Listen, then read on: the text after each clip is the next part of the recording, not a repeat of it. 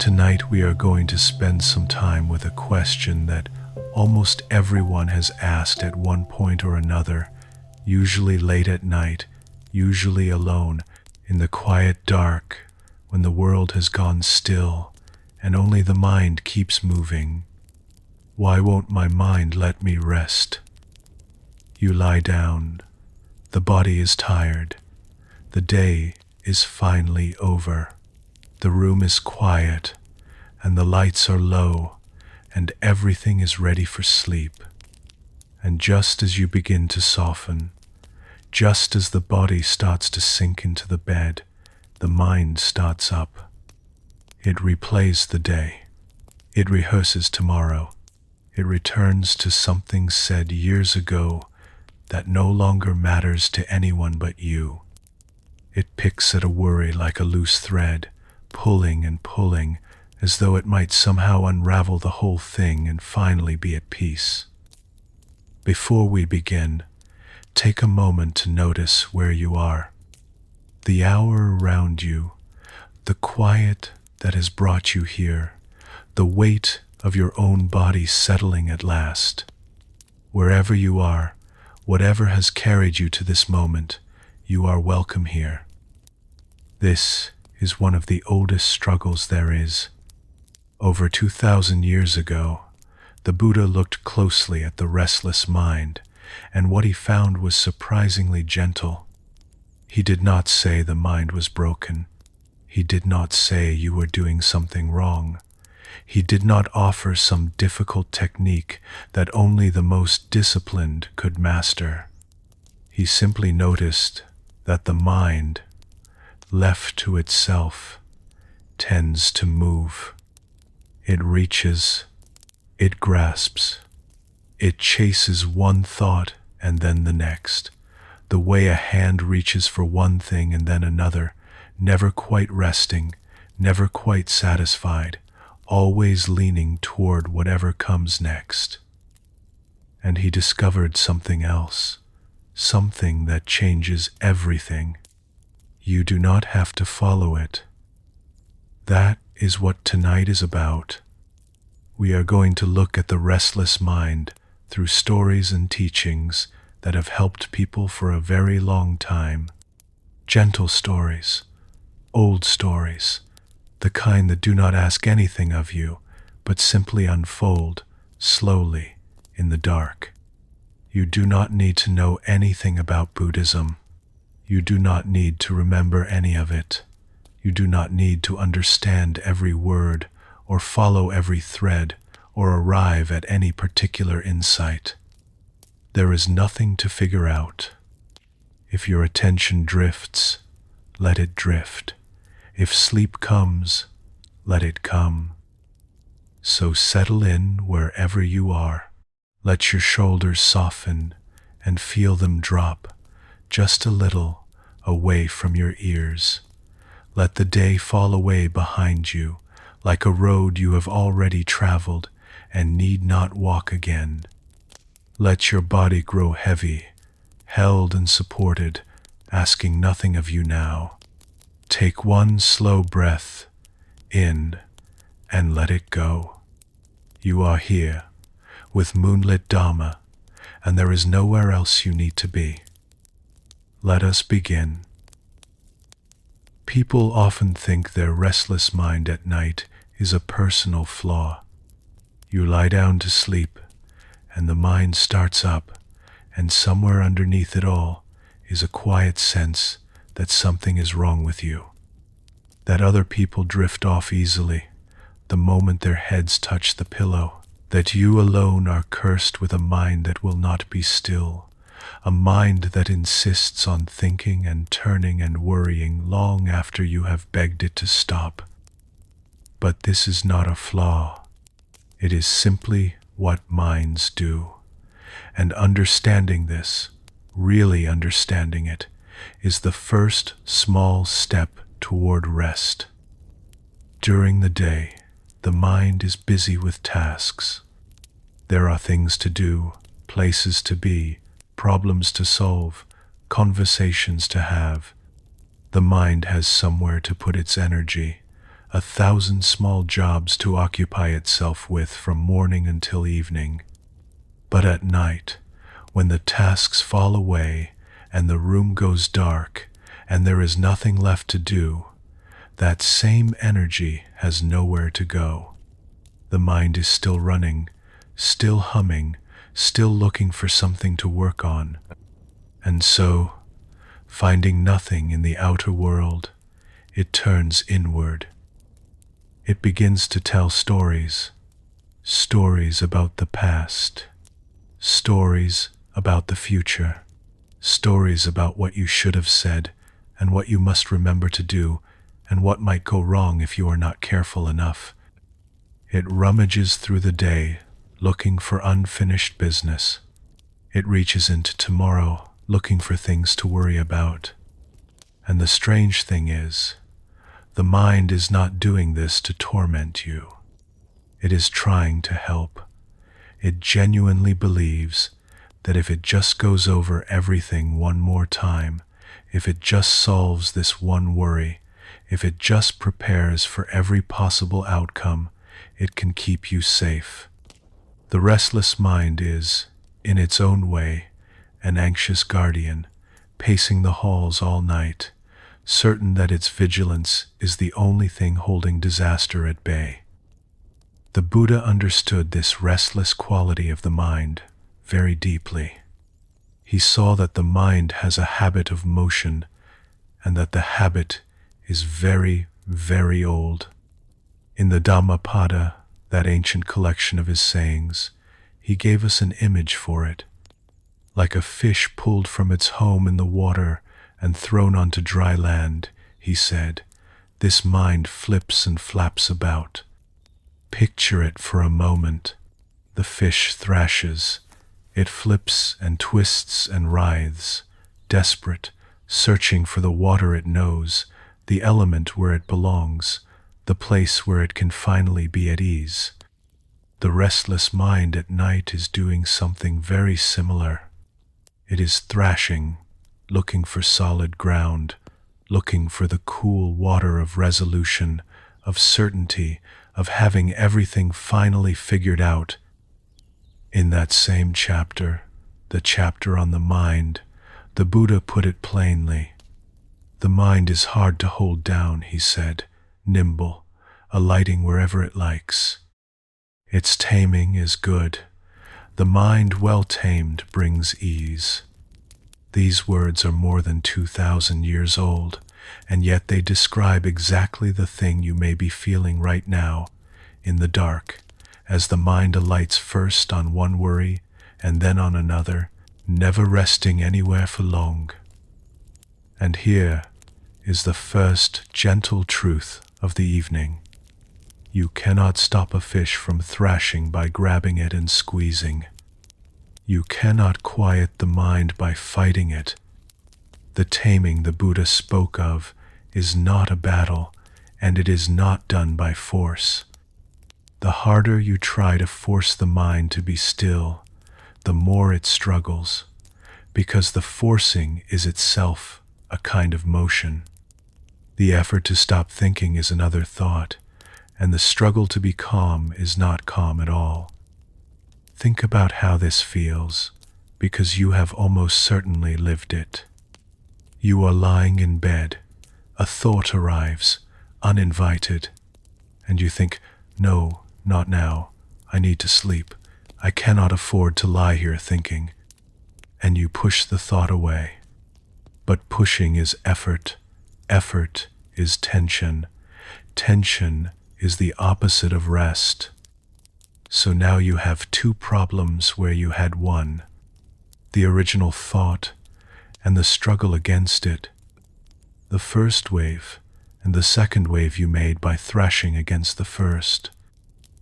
The Buddha offered a different way, not to fight the mind, not to force it into silence, not to grab the thrashing fish, but to watch it, to let the thoughts arrive and let them leave, the way you might watch travelers passing on a road outside your window.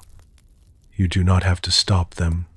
You do not have to invite them in. You do not have to follow them down the road to wherever they are going.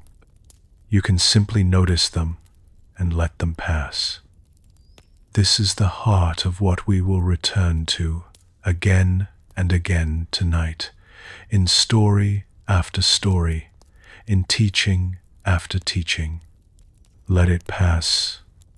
Whatever arises in the mind, however urgent it feels, however loud, however certain it seems that you must deal with it right now, you can let it pass.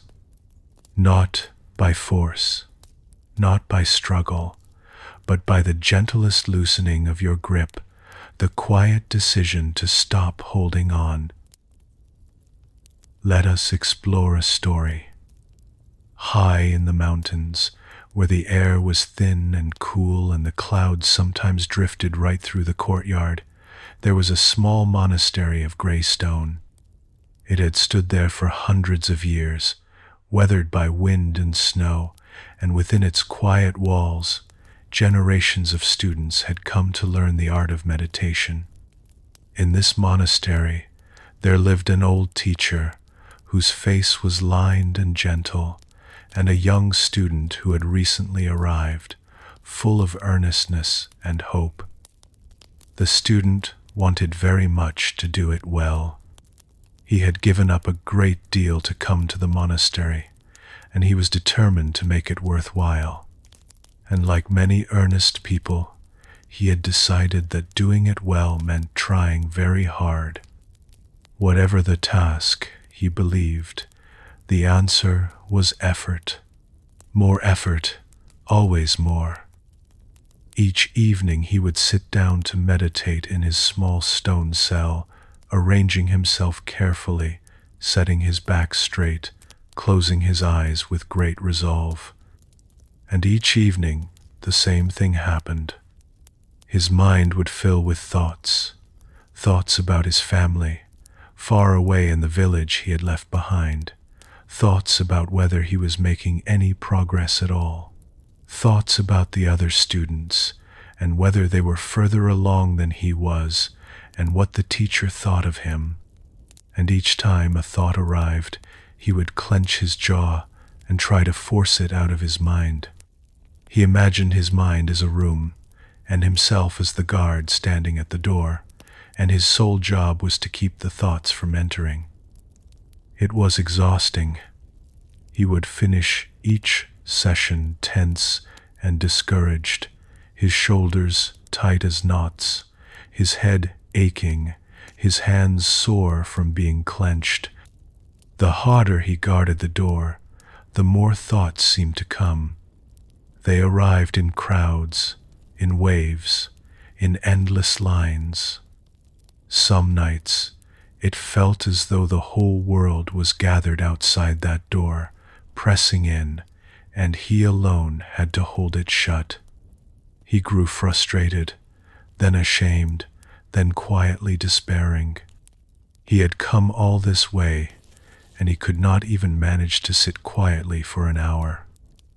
One evening, after a particularly difficult session, he went to find the old teacher. He found him sitting on a wooden bench in the courtyard, watching the last of the evening light fade from the mountains. The student sat down beside him, and the words came pouring out. "I am failing," he said. "I sit down to quiet my mind, and the thoughts will not stop coming. I push them away, and they return, more of them than before. I have been trying for months now, trying as hard as I possibly can, and I am no closer to peace than the day I arrived. I must be doing something wrong. Perhaps I am simply not suited for this." The teacher listened, nodding slowly, his eyes still on the mountains. He did not seem troubled or disappointed. When the student had finished, the old man was quiet for a while. Then he asked a question that seemed to have nothing to do with anything. "When you sit by the window in the morning," he said, "and the birds fly past outside, what do you do?" The student was confused. "Nothing," he said. I just see them. They fly past. Do you try to stop them? The teacher asked. Do you leap up and run outside and try to catch each bird in your hands and hold it still in the air? The student almost laughed at the image. Of course not, he said. That would be foolish. No one can catch the birds. They are just birds.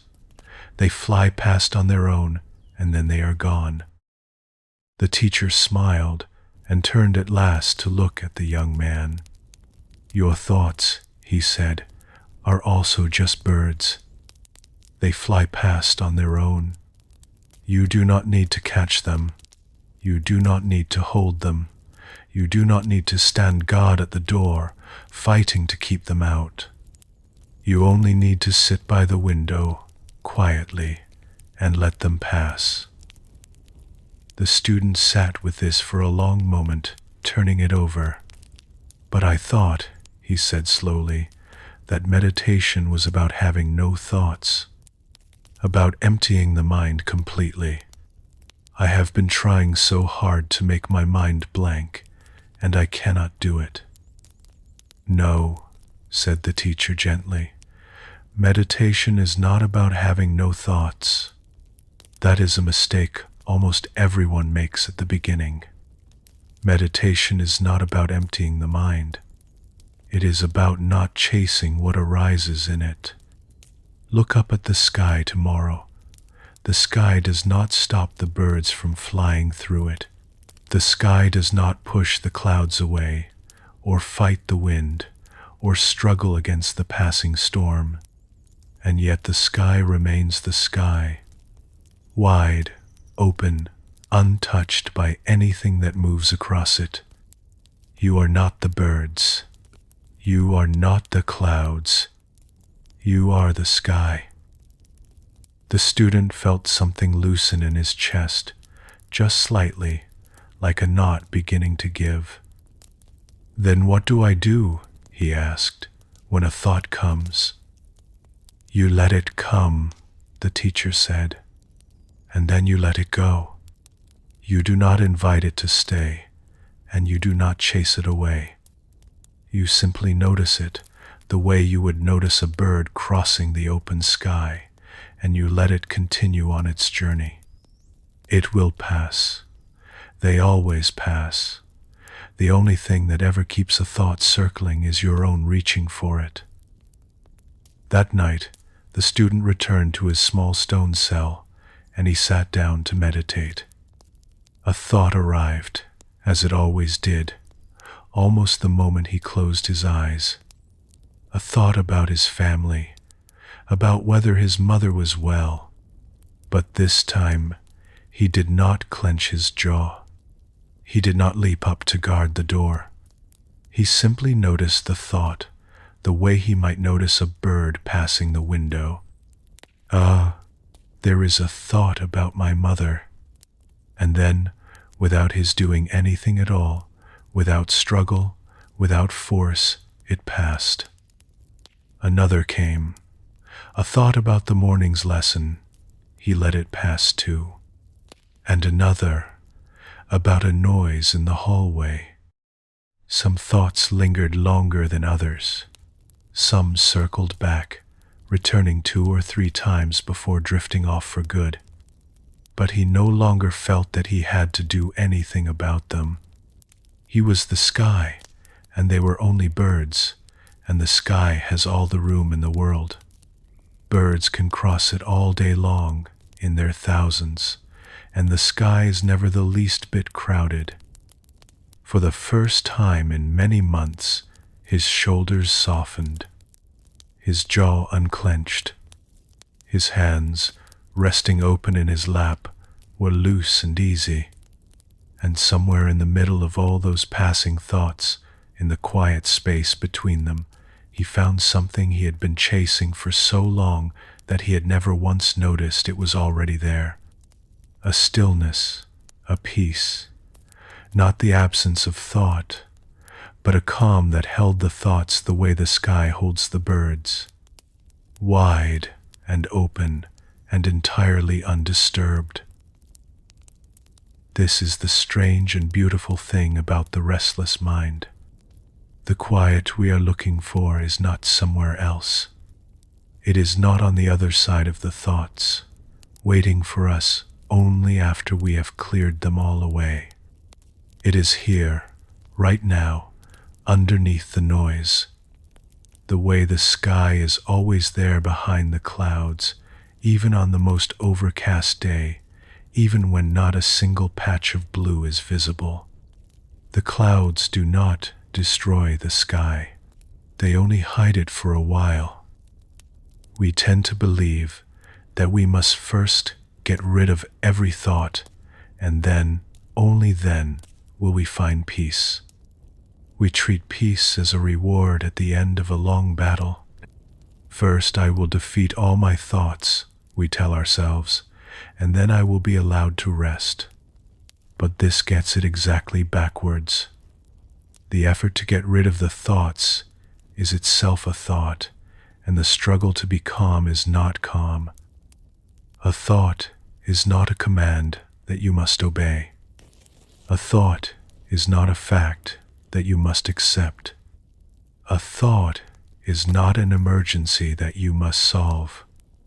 A thought is a bird passing through an open sky, and you are not required to chase it, or catch it, or even to believe it. You can let it cross the wide sky of your awareness and watch it go and remain yourself, as open and untroubled as the sky. And this, it turns out, is the gentlest thing in the world, because letting go requires no effort at all. Holding on is the effort. The clenching, the guarding, the chasing of the birds, all of that is labor, and it is exhausting. Letting go is simply what happens when the labor stops.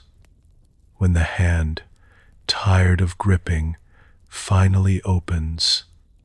When you stop doing and allow yourself, at last, simply to be. Let us explore another story.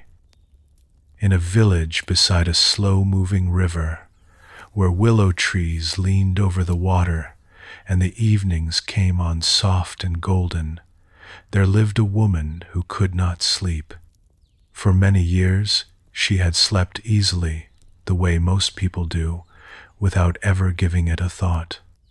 Sleep had simply come each night, like the tide, like the dark, like the most natural thing in the world. But after a difficult season in her life, a season of loss and worry and change, sleep had become a stranger to her. Each night, she would lie down with a single anxious thought. Tonight I must sleep. She would close her eyes and wait for sleep to come, listening for it, reaching for it, willing it to arrive. And the more she waited, the more awake she became. She would watch the hours pass, marked by the slow shifting of moonlight across the floor. She would listen to the small sounds of the house settling in the dark. She would feel a tight knot of worry forming in her chest as the night wore on and sleep did not come. And then she would think, now I will be exhausted tomorrow. Now I will be useless. Now the whole day will be ruined before it has even begun. And that thought, of course, made her more anxious still and pushed sleep even further away. The harder she tried to sleep, the more impossible sleep became. It was like trying to grab a handful of water from the river. The tighter she closed her fist, the more it slipped away between her fingers, until her hand was empty and clenched and aching, and the water flowed on, untouched, indifferent to all her grasping. She tried everything. She tried lying very still. She tried counting. She tried tiring herself out during the day. She tried going to bed earlier and later, and at exactly the same time each night. Nothing worked. The harder she chased sleep, the more it eluded her, until the very thought of bedtime filled her with dread. At last, weary and desperate, she walked to a small hermitage at the edge of the village, where an old monk was known for his gentle counsel.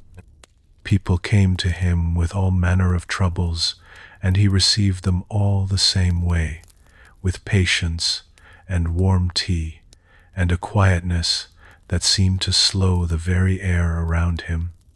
She sat down across from him and told him everything.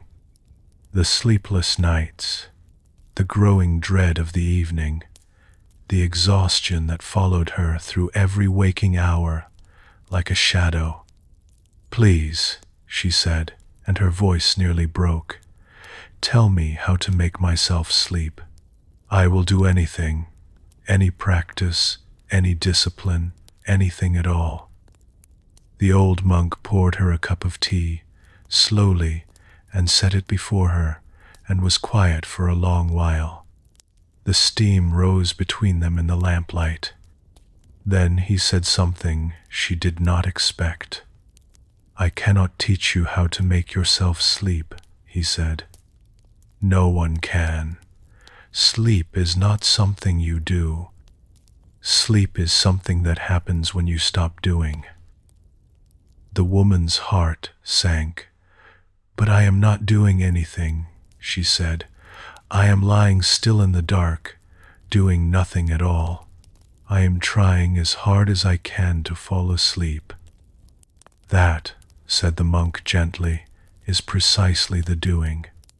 You are trying, and trying to sleep is like trying to relax. The very effort makes it impossible. Have you ever told a frightened person to calm down and watched them grow more frightened still? Have you ever tried to force yourself to relax and felt your body grow tighter instead? Sleep is the same. It comes only to those who have stopped chasing it. It is like a shy bird that has built its nest in your garden. If you run at it, reaching out your hands, it flies away. But if you go quietly back inside and sit by the window and forget all about it, then later, when you have stopped looking, you glance up, and there it is, returned to the garden, perfectly at ease." She sat with this, turning the warm cup in her hands. "Then what should I do," she asked, "when I am lying awake in the night?" "Do not try to sleep," the monk said. "Give it up entirely. Instead, simply rest. There is a great difference between the two, though almost no one knows it. When you lie down, let the body lie where it lies. Feel the weight of it on the bed, heavy and supported.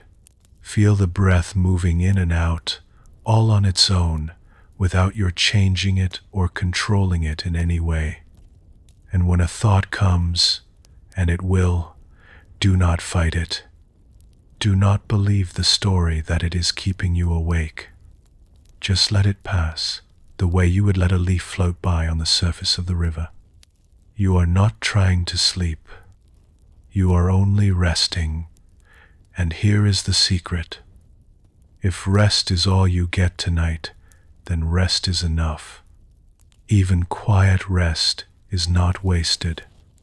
Even lying still, breathing softly in the dark, is a kindness the body can receive.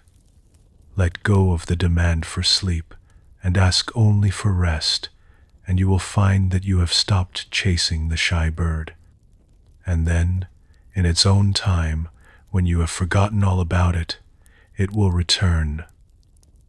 That night, the woman lay down differently than she had in years. She did not say, "Tonight I must sleep."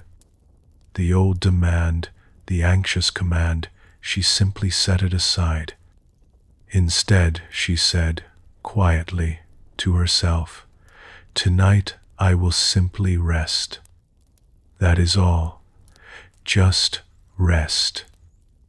She felt the weight of her body sinking into the bed, heavy and warm. She felt the slow rise and fall of her own breath, moving on its own, asking nothing of her. A thought came about the morning, about all the things she had to do.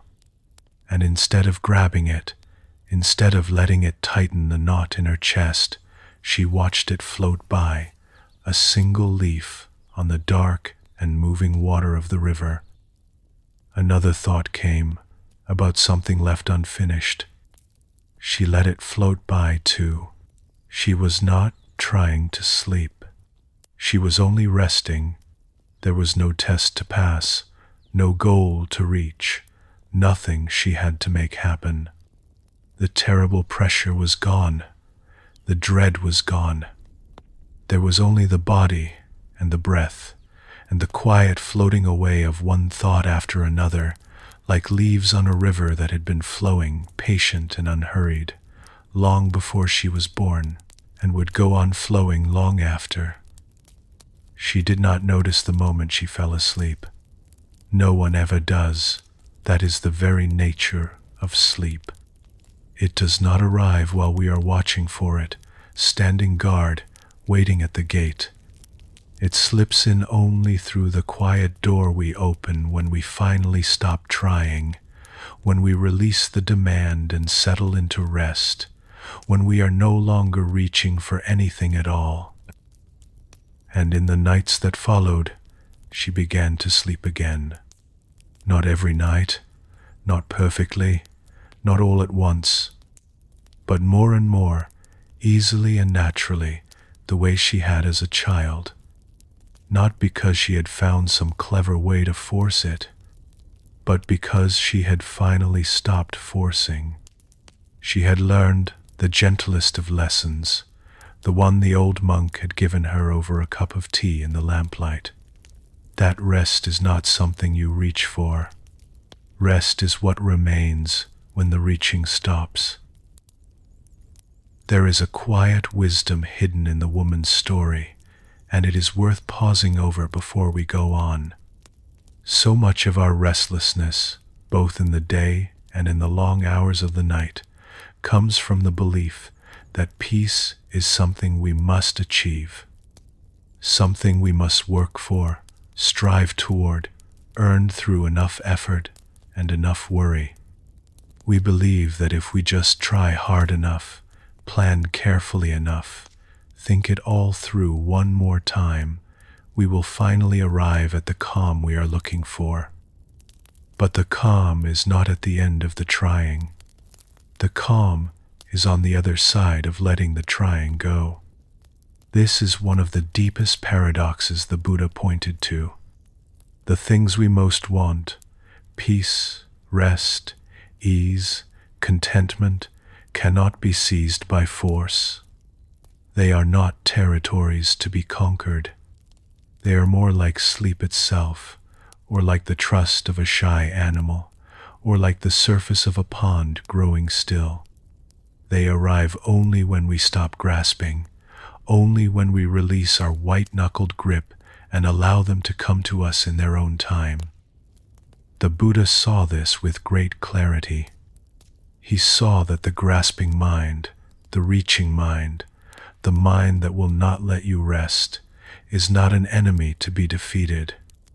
It is only a habit to be gently set down, and you set it down not by force, not by struggle, not by adding more effort on top of the effort that is already exhausting you.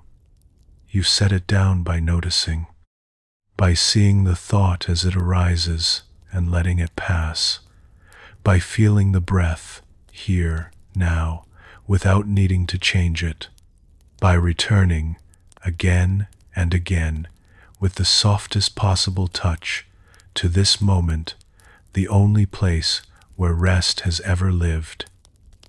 We have a long and gentle night ahead of us. More stories, more teachings, more quiet doorways into the same simple truth, approached from many different directions. There is nothing you need to hold on to. There is nothing you need to remember. Let the words wash over you like water over smooth stones. Let your body grow heavier with each breath. And let whatever arrives in your mind be welcome, and then, when it is ready, let it go. Let us turn now to something the Buddha taught about how the mind multiplies its own suffering. It is one of his most practical teachings, one that has helped countless people over the centuries, and it speaks directly to the restless mind in the dark. The Dhammapada opens, before anything else, with the mind. All experience is preceded by mind. It begins, led by mind, made by mind. Speak or act with a troubled mind, and suffering follows, as the wheel follows the foot of the ox. Speak or act with a peaceful mind, and happiness follows, like a shadow that never leaves. The very first words of this ancient text point to a single truth.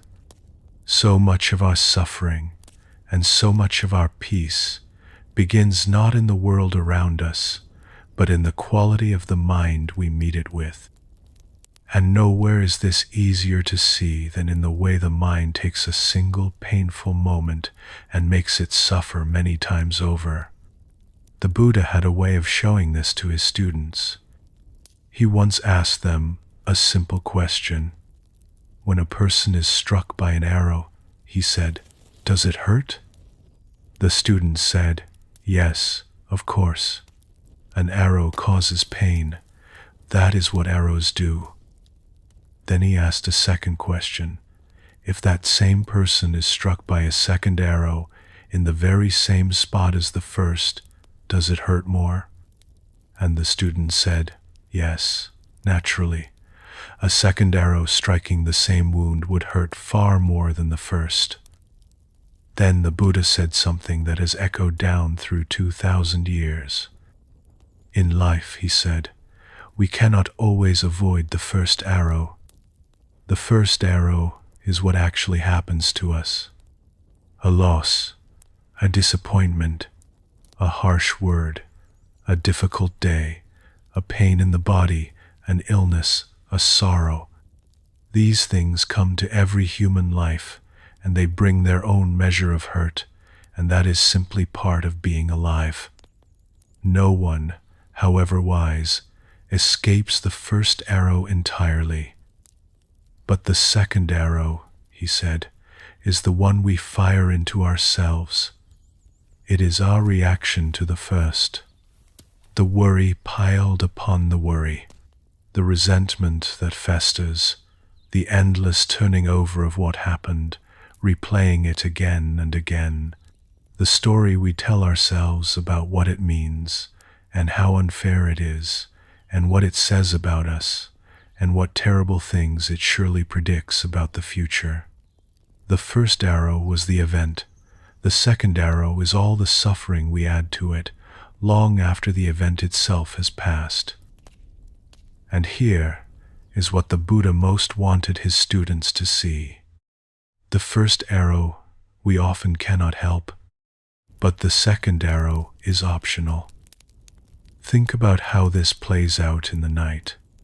Something happened during the day, perhaps a small thing, a word from a friend that landed wrong and stung, a mistake at work that you cannot take back, a worry about money or health or someone you love. That is the first arrow, and it has already landed. The day is over. The moment has passed. The thing, whatever it was, is done. But then you lie down in the dark, and the mind reaches for the second arrow, and it fires it, and again, and again. You replay the moment 100 times, examining it from every angle. You imagine all the things you should have said, the perfect words that came too late. You picture how it might unfold tomorrow, and the day after, building entire conversations that will never actually happen, suffering through arguments with people who are fast asleep. The original event lasted only a moment. But the second arrow, the one you keep firing into your own heart, that one can last all night long. The Buddha was not saying that you should feel nothing. He was not asking you to become cold or numb or indifferent to your own life. The first arrow is real, and it is allowed to hurt. Grief is natural. Disappointment is natural. Pain is part of being a living, feeling creature. He was simply pointing to the extra suffering, the suffering we manufacture ourselves, the second and third and 100th arrow we fire long after the first has done its work. And he was saying, very gently, that this part, at least, we can begin to lay down. Because the second arrow only flies when we pick it up. The thought of the difficult moment arrives, the way all thoughts arrive, drifting into the mind unbidden. And in that instant, there is a choice we almost never notice we are making. We can pick the thought up and fit it to the bow and draw it back and fire it into ourselves once more. Or we can let it pass. We can see it arrive and notice the bow in our hands and simply set it down. Let us explore a story about this. In a quiet town at the foot of green hills, there lived a potter who was known throughout the whole region for the beauty of his work. People came from far away to buy his bowls and his cups and his tall, graceful vases, and he took great pride in what his hands could make from nothing but clay and water and patience. His workshop was his sanctuary, lined with shelves, and on those shelves stood the fruits of his labor, drying slowly, waiting for the kiln. One morning, he came down early, as he always did, and opened the door of his workshop to begin the day's work. And he stopped in the doorway, and his heart fell. A shelf had collapsed in the night. Many of his finest pieces, the ones he had spent weeks creating, the ones that were nearly ready, lay shattered across the floor in pieces. Months of work, broken beyond any repair. He stood there and felt the pain of it wash over him. That was the first arrow, and it was sharp, and it was entirely real. A craftsman who has lost his finest work to a single careless night has every reason in the world to grieve it. There is nothing wrong with that grief. It is the natural ache of having cared about something and lost it. But then, slowly, something else began to happen in his mind. He started to tell himself a story. How could I have been so careless? I should have checked that shelf. I knew it was overloaded. I knew, and I did nothing. This always happens to me. Nothing I build ever lasts. Every good thing I make is taken from me. I am a fool, a failure, and this broken pottery on the floor is the proof of it, plain for anyone to see. And then, beneath all of that, a darker and colder thought still. Perhaps I was never truly skilled at all. Perhaps it was all luck, and now the luck has run out. He did not work that day. He could not, and that night he did not sleep. He lay in his bed in the dark, firing the second arrow over and over and over. The broken pottery had happened once, in the night, in a single quiet moment of collapse that no one had even heard. But in his mind it happened again and again and again, all night long, each time accompanied by the bitter story of his own failure, his own carelessness, his own worthlessness. By the time the gray light of morning crept through his window, he was hollow and aching, and more exhausted than he had been when he lay down. In the morning, hollow-eyed and weary to the bone, he walked to the edge of town, to the small house where an old woman lived. She had known him since he was a boy, and people often went to her when their hearts were heavy, because she had a way of seeing clearly into things. He sat at her table, and he told her everything. The broken pottery, the collapsed shelf, the terrible sleepless night, the weight he could not seem to lift from his chest. She listened to all of it without interrupting. Then she rose and put on her shawl and said, "Come, show me." And she walked with him back through the town to his workshop and stood in the doorway, looking at the shards of pottery still scattered across the floor where they had fallen. "Tell me," she said at last, "when did the shelf break?" "In the night," he said. "Sometime in the night. I do not know exactly when." "And how many times did it break?" she asked. He looked at her, confused by the question. "Once," he said. "It broke once." "Are you quite certain?" she said, turning to look at him. "Because, by the look of you this morning, by the gray in your face and the shadows under your eyes, I would have guessed the shelf broke 1,000 times.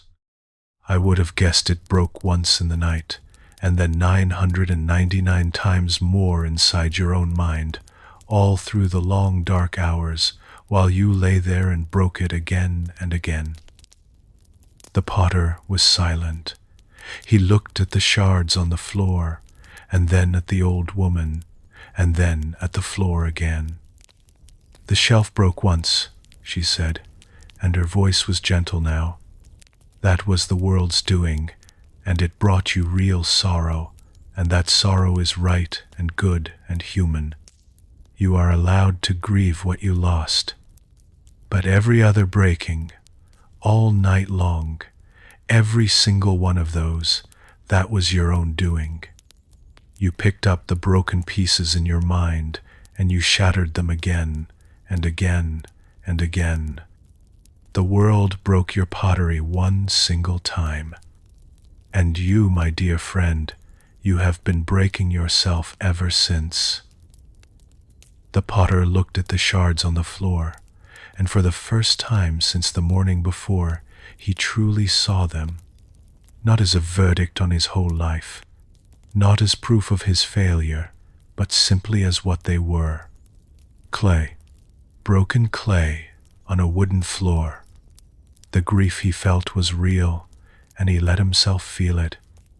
But the great heavy story he had built on top of it, the story of his own carelessness and worthlessness and ruin, he saw now that it was something he had added. A second arrow, and a third, and 1,000 more. And he saw, with a kind of tired and dawning relief, that he could set that part down, that he did not have to keep firing it. "What do I do now?" he asked quietly. The old woman smiled and patted his arm. "What you have always done," she said. "What every potter does. You sweep the floor. You mend the shelf, more carefully this time, and then you sit down at your wheel, and you wet your hands, and you make something new. The clay does not remember being broken. The clay holds no grudge and tells itself no stories. Only you do that. And the wonderful thing, the thing you must try to remember, is that you do not have to." That night, for the first time, the potter slept. Not because the loss had vanished. It had not. The pottery was still broken, and he was still sad about it. But he had finally stopped firing the second arrow. He had let the broken pottery stay in the past, where it belonged, having happened only the single time that it actually happened. And the man who had once shattered himself 1,000 times in a single sleepless night now let the thoughts pass, one by one, like leaves drifting on dark water, until sleep came quietly across the floor and found him, at last, at rest. We are all in our own way, the potter lying awake in the night. Something happens, a first arrow lands, and then, in the dark, we reach for the second arrow, and we fire it, over and over, long after the event itself has ended and gone. The remarkable thing is how rarely we notice we are doing it. The second arrow feels so automatic, so natural, so much like simply thinking about what happened that we mistake it for the event itself. We believe we are merely suffering what occurred. But most of what keeps us awake is not what occurred. It is the retelling, the rehearsing, the endless commentary the mind provides on a moment that is already finished, already behind us, already as unchangeable as yesterday's weather. And the teaching here is not to pretend the first arrow did not hurt. It is not to deny your grief, or to scold yourself for feeling pain. It is simply to notice the second arrow in your hand, to feel the moment when the mind reaches for the thought of the difficult thing and fits it to the bow and prepares to fire it into you once more, and in that moment of noticing, to set it down, to let the thought pass without firing it. This is not something you do once and master forever. It is something you do again and again and again, with patience and with great kindness toward yourself. The thought will come. You will sometimes pick up the arrow before you even realize you have done it. And that is all right. There is no failure in it. The moment you notice the bow in your hands, you can lower it. You can set the arrow down again, as many times as it takes, through all the long hours of the night, with the same patience a parent shows a child. You can simply, gently, lower the bow and let the thought pass by. Let us explore another story, one that comes from the life of the Buddha himself and from the years before he found his peace. Before he was the Buddha, he was a seeker, like so many others, wandering and searching for the end of suffering.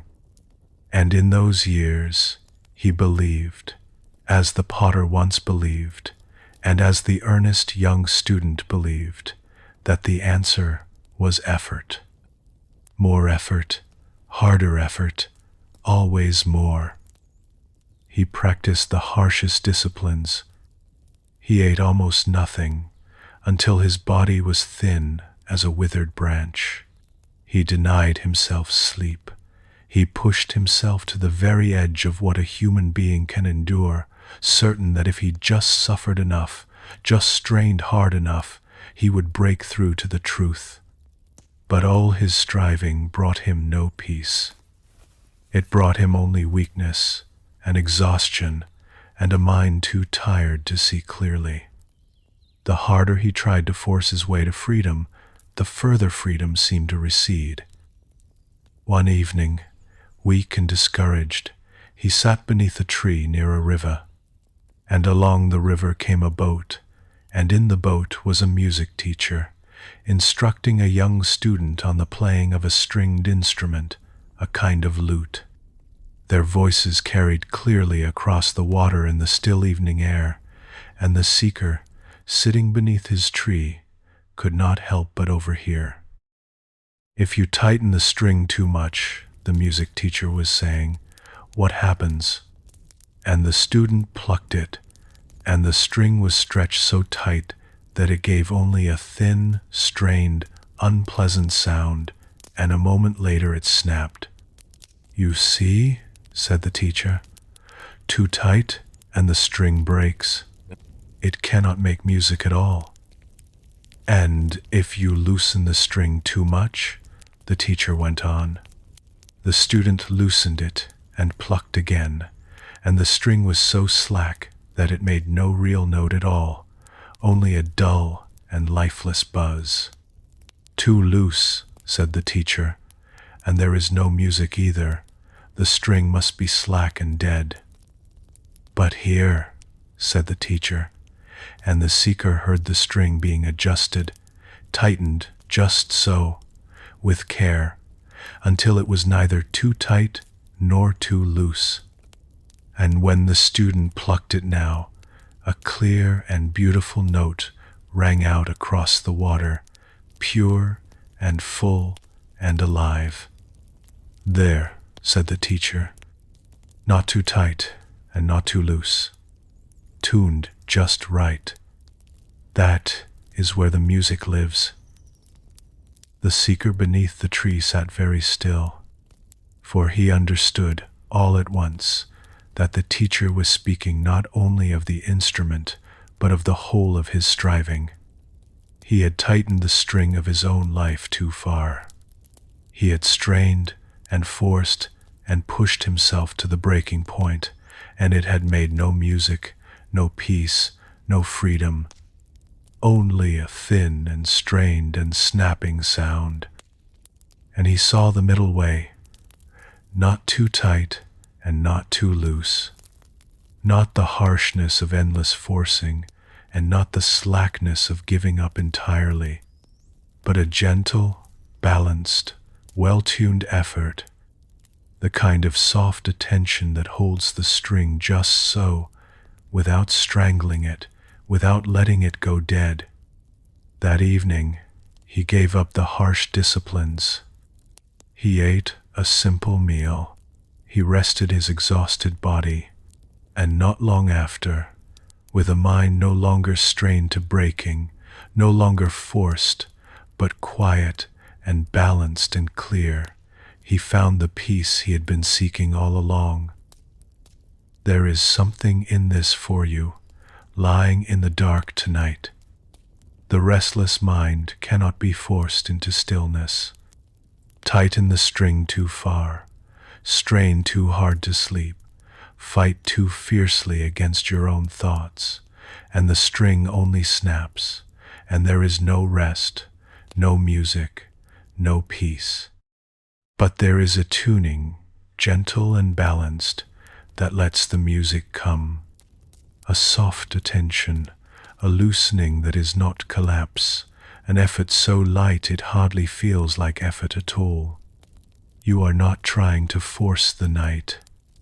You are simply tuning yourself gently to rest.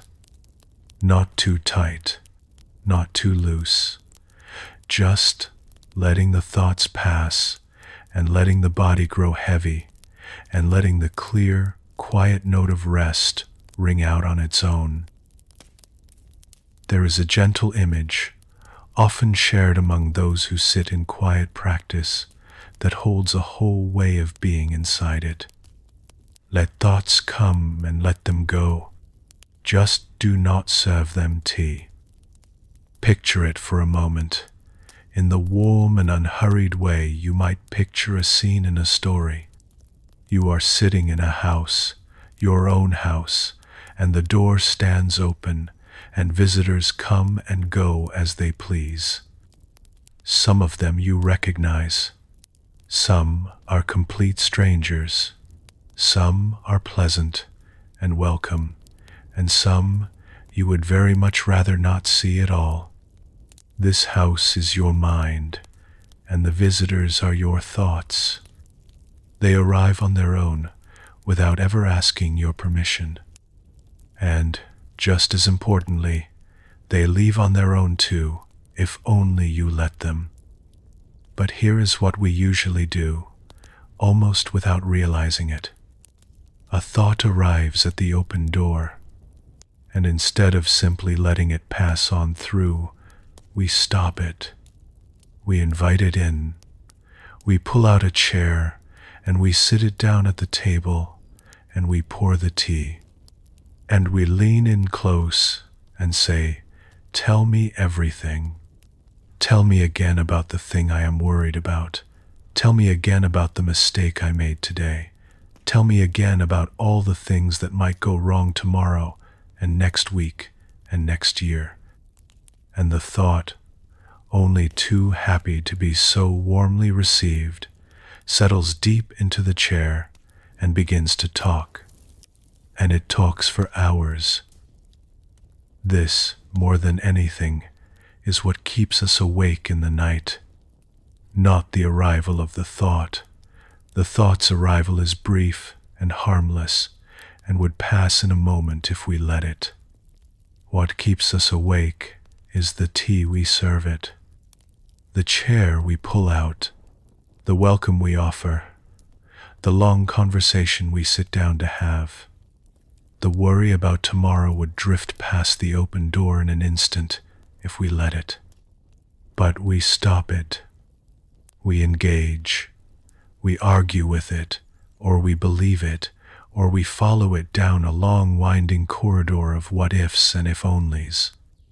And the longer we sit with it, pouring cup after cup, the more comfortable it becomes, and the less it wishes to leave. But notice, the teaching is not to slam the door shut.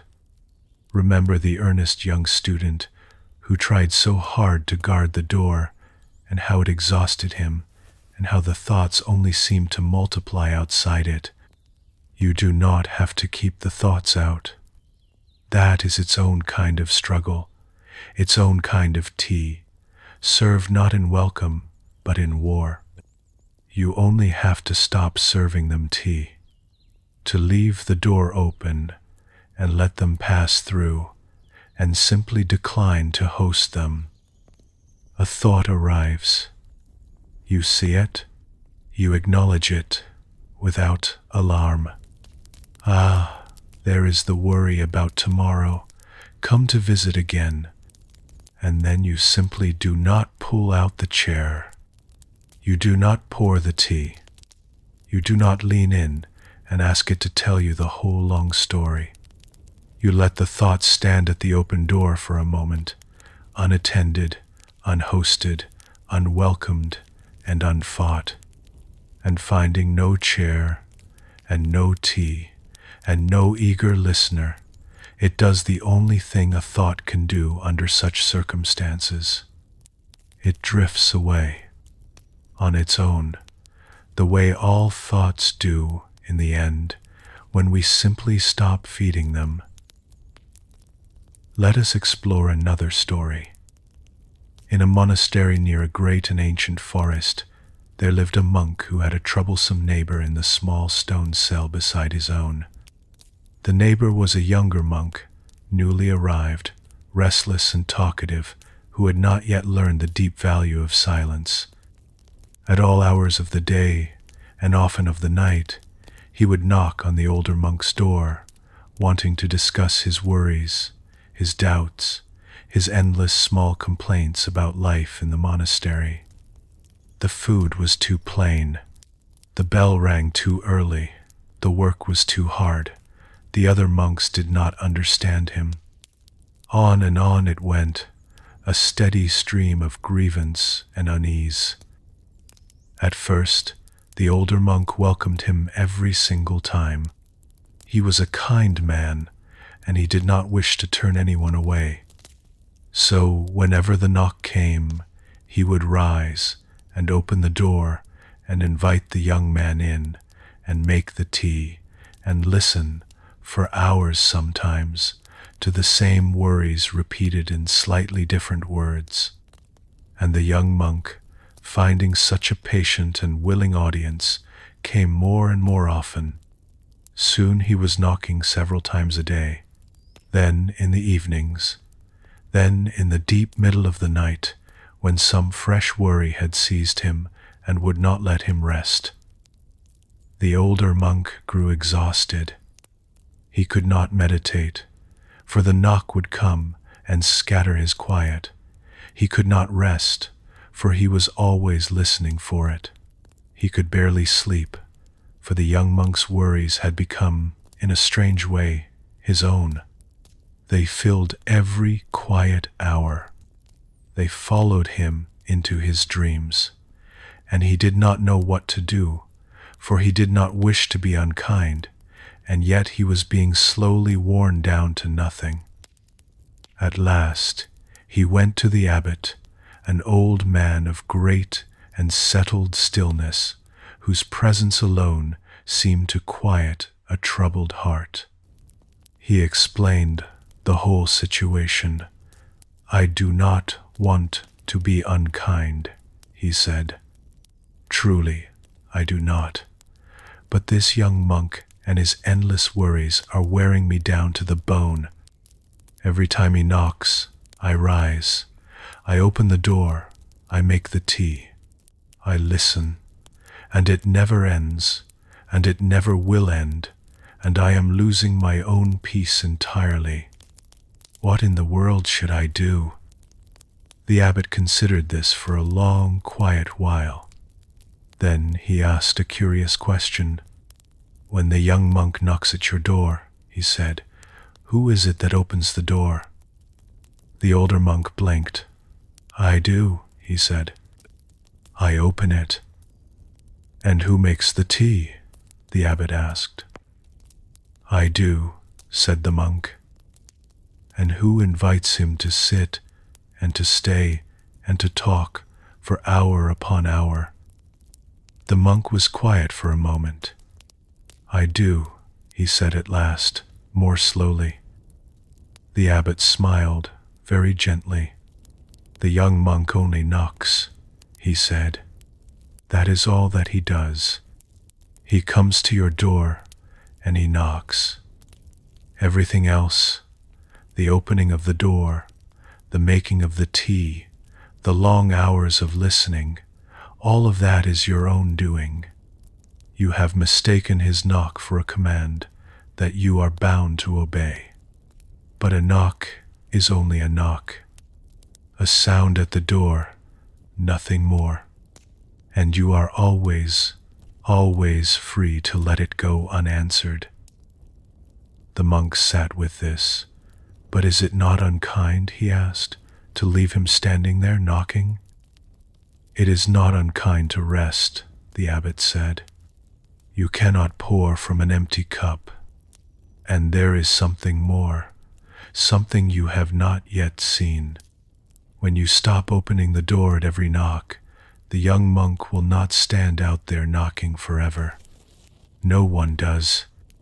He will knock a few times, and then, finding no answer, he will turn and go back to his own cell and sit with his worries himself.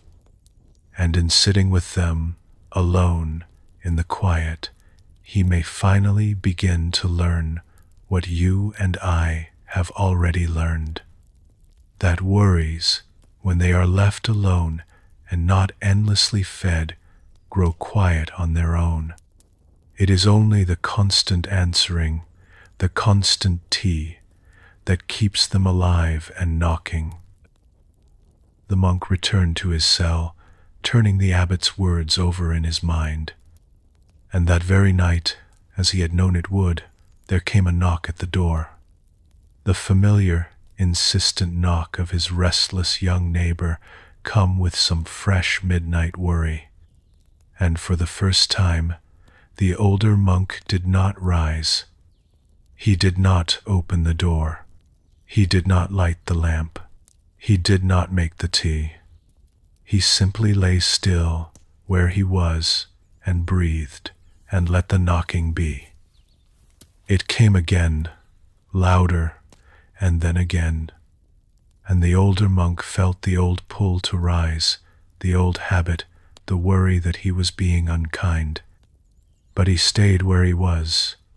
He let the knock be just a knock, a sound in the night, arriving and then fading. And after a while, the knocking slowed. And then it stopped. The young monk, finding no answer, went quietly back to his own cell. And the older monk, for the first time in many long weeks, slept deeply and peacefully all the way through the night. Now, you may have already seen what this old story is truly about. The young monk knocking at the door in the night is not really another person at all. He is every restless thought that comes knocking at the door of your mind in the small hours. the worry that knocks, the regret that knocks, the plan for tomorrow that knocks and knocks, insisting that it must be dealt with right now, this very instant, that it cannot possibly wait until morning. And you, lying there in the dark, are the kind and weary monk who has been rising to open the door every single time. But you do not have to. The thought may knock. That is simply what thoughts do, especially in the night. But you are entirely free to let it knock and to stay just where you are, resting, breathing, heavy and still, until it grows tired and grows quiet and drifts away on its own. You do not have to rise. You do not have to open the door. You do not have to make the tea. You can simply let it knock and let it fade and let it go. There is something deeply freeing in this image once it truly settles into you. So much of our exhaustion comes from a single hidden belief. The belief that every thought must be answered, that every worry which arises is a summons we are somehow obligated to obey, that if a concern knocks loudly enough or often enough, we simply must get up and deal with it, no matter the hour, no matter how tired we are. But a thought is not a command. A worry is not an emergency simply because it feels like one. The mind in the night has a particular way of making everything seem urgent, everything seem vital, everything seem like it absolutely must be solved this instant before you are permitted to rest. And yet, how many of those midnight emergencies turn out to look small and manageable and almost ordinary in the clear light of the following morning? How many of them quietly solve themselves or simply fade away the very moment we stop rising to answer the door? The Buddha understood that the mind exaggerates in the dark. He knew that the same worry which feels enormous and overwhelming at 2 o'clock in the morning will very often seem quite small and ordinary by the light of day. Not because anything in the world has actually changed, but because the mind, once rested and clear, no longer fires the second arrow, no longer pours the tea, no longer treats every passing thought as a crisis demanding its immediate and total attention. So tonight, when a thought comes knocking, you might try simply noticing it. A knock at the door. And then you might choose, gently and without guilt, not to rise, to let your body stay heavy and still upon the bed, to let your breath continue its slow and easy rhythm, to let the knock go unanswered, knowing now, with a quiet certainty, that it will not last, that nothing knocks forever, that every visitor, in the end, grows tired and goes away, if only you stop answering the door. We come now to one of the most beautiful images in all of Buddhist teaching, one that the old teacher gave to his earnest student near the very beginning of our evening. The mind, he said, is like the sky, and the thoughts are like the weather that moves across it. Consider the sky for a moment. Really picture it, the vast open sky above you, stretching out in every direction. Clouds drift across it, white and gray and heavy. Storms gather and break and pass. Rain falls through it. Wind moves across it.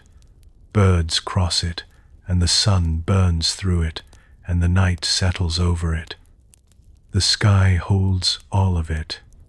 The brightest, clearest morning and the darkest, most violent storm pass through the very same sky. And through every bit of it, the sky itself is never harmed. It is never stained by the storm. It is never broken by the lightning. It is never diminished, not even slightly, by the longest and darkest night. When the storm has finally passed, the sky is still there, unchanged, wide and open and clear. It does not carry the storm away with it. It does not lie awake afterward, remembering the rain, replaying the thunder, worrying about the next storm to come. The weather comes, and the weather goes, and the sky simply remains, holding space for whatever moves through it, utterly untouched by all of it.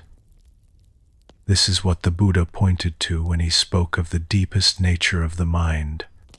Beneath all the thoughts, beneath all the worry and the planning and the endless commentary, beneath the whole restless weather of the mind, there is something that is simply aware. Something that watches the thoughts the way the sky watches the weather. Something quiet and open and spacious. And that awareness, that quiet watching presence that you are, is never harmed by any thought that moves through it. Not the darkest thought, not the most frightening worry, not the heaviest grief. The weather of the mind cannot stain the sky of awareness any more than a passing cloud can stain the blue. The Buddha pointed to this again in the Dhammapada. So hard to see, so very subtle, he said of the mind, alighting wherever it likes. The wise should guard it. The mind protected brings ease. But notice the kind of guarding he meant. Not the guarding of the student at the door, fighting to keep the thoughts out.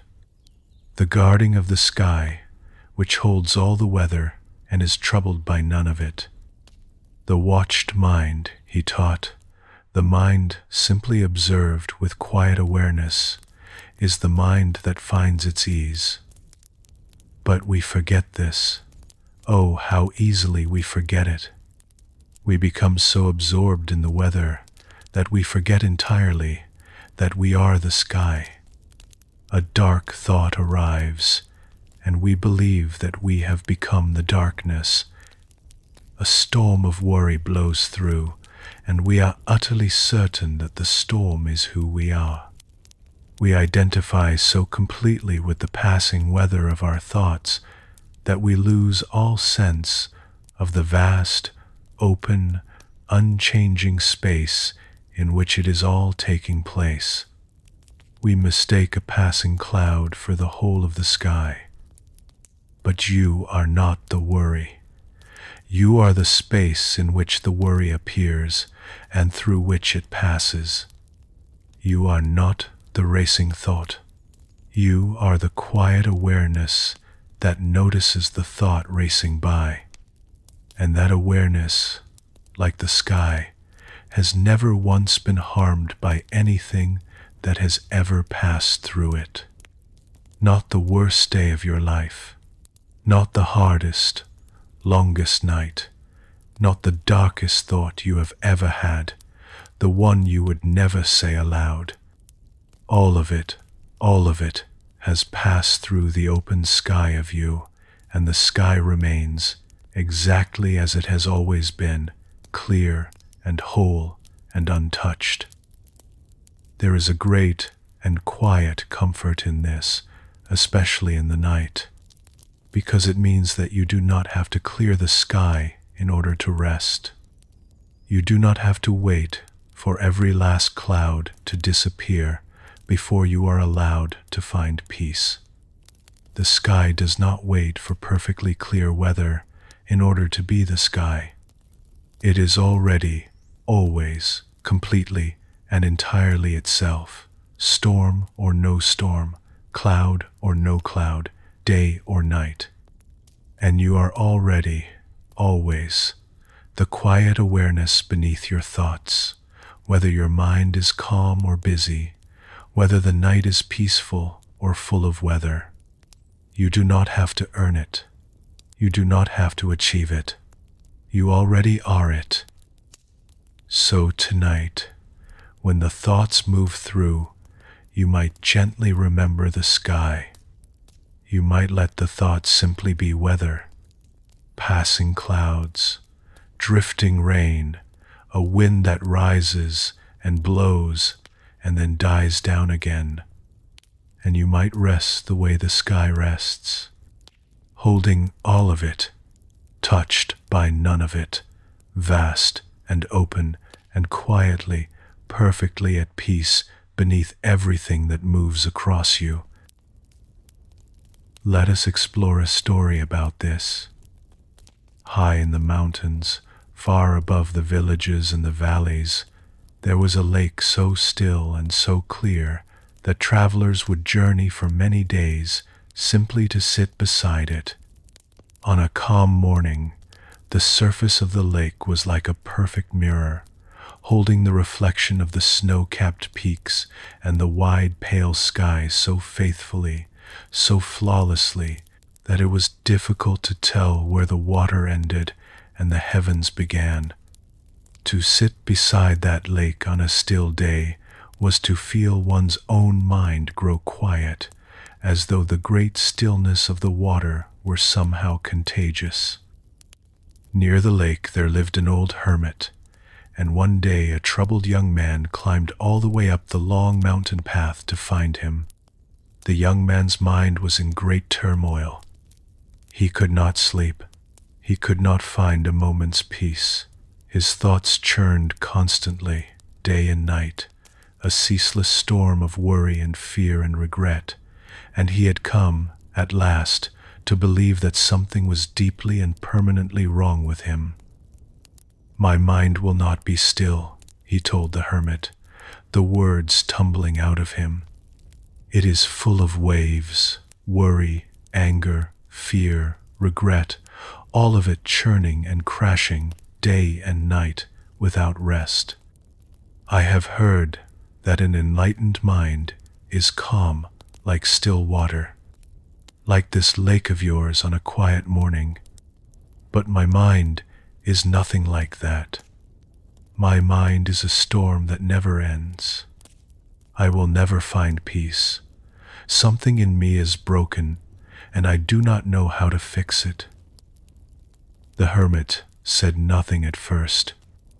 Instead, he rose and beckoned and led the young man down to the very edge of the lake. But it was a windy day that day, and the surface of the water was not still at all. It was churning, full of waves and ripples and white-capped little crests, the reflection of the mountains shattered into 1,000 shifting, broken fragments. "Look at the lake," the hermit said. "Today it is full of waves. The wind is moving across it, and the whole surface is troubled and broken. Tell me, is the lake broken?" The young man looked out at the churning water. "No," he said slowly. "It is not broken. It is just windy. The waves are only on the surface. The lake itself is still there, underneath all of it." "Yes," said the hermit, nodding. "The waves are only on the surface. And tell me this, what is the lake doing about the waves? Is it fighting them? Is it struggling against them? Is it straining and trying with all its might to make itself calm?" "No," said the young man. "It is doing nothing at all. It is just being a lake. The waves will settle on their own when the wind dies down." The hermit smiled and nodded again. "Your mind is exactly the same," he said.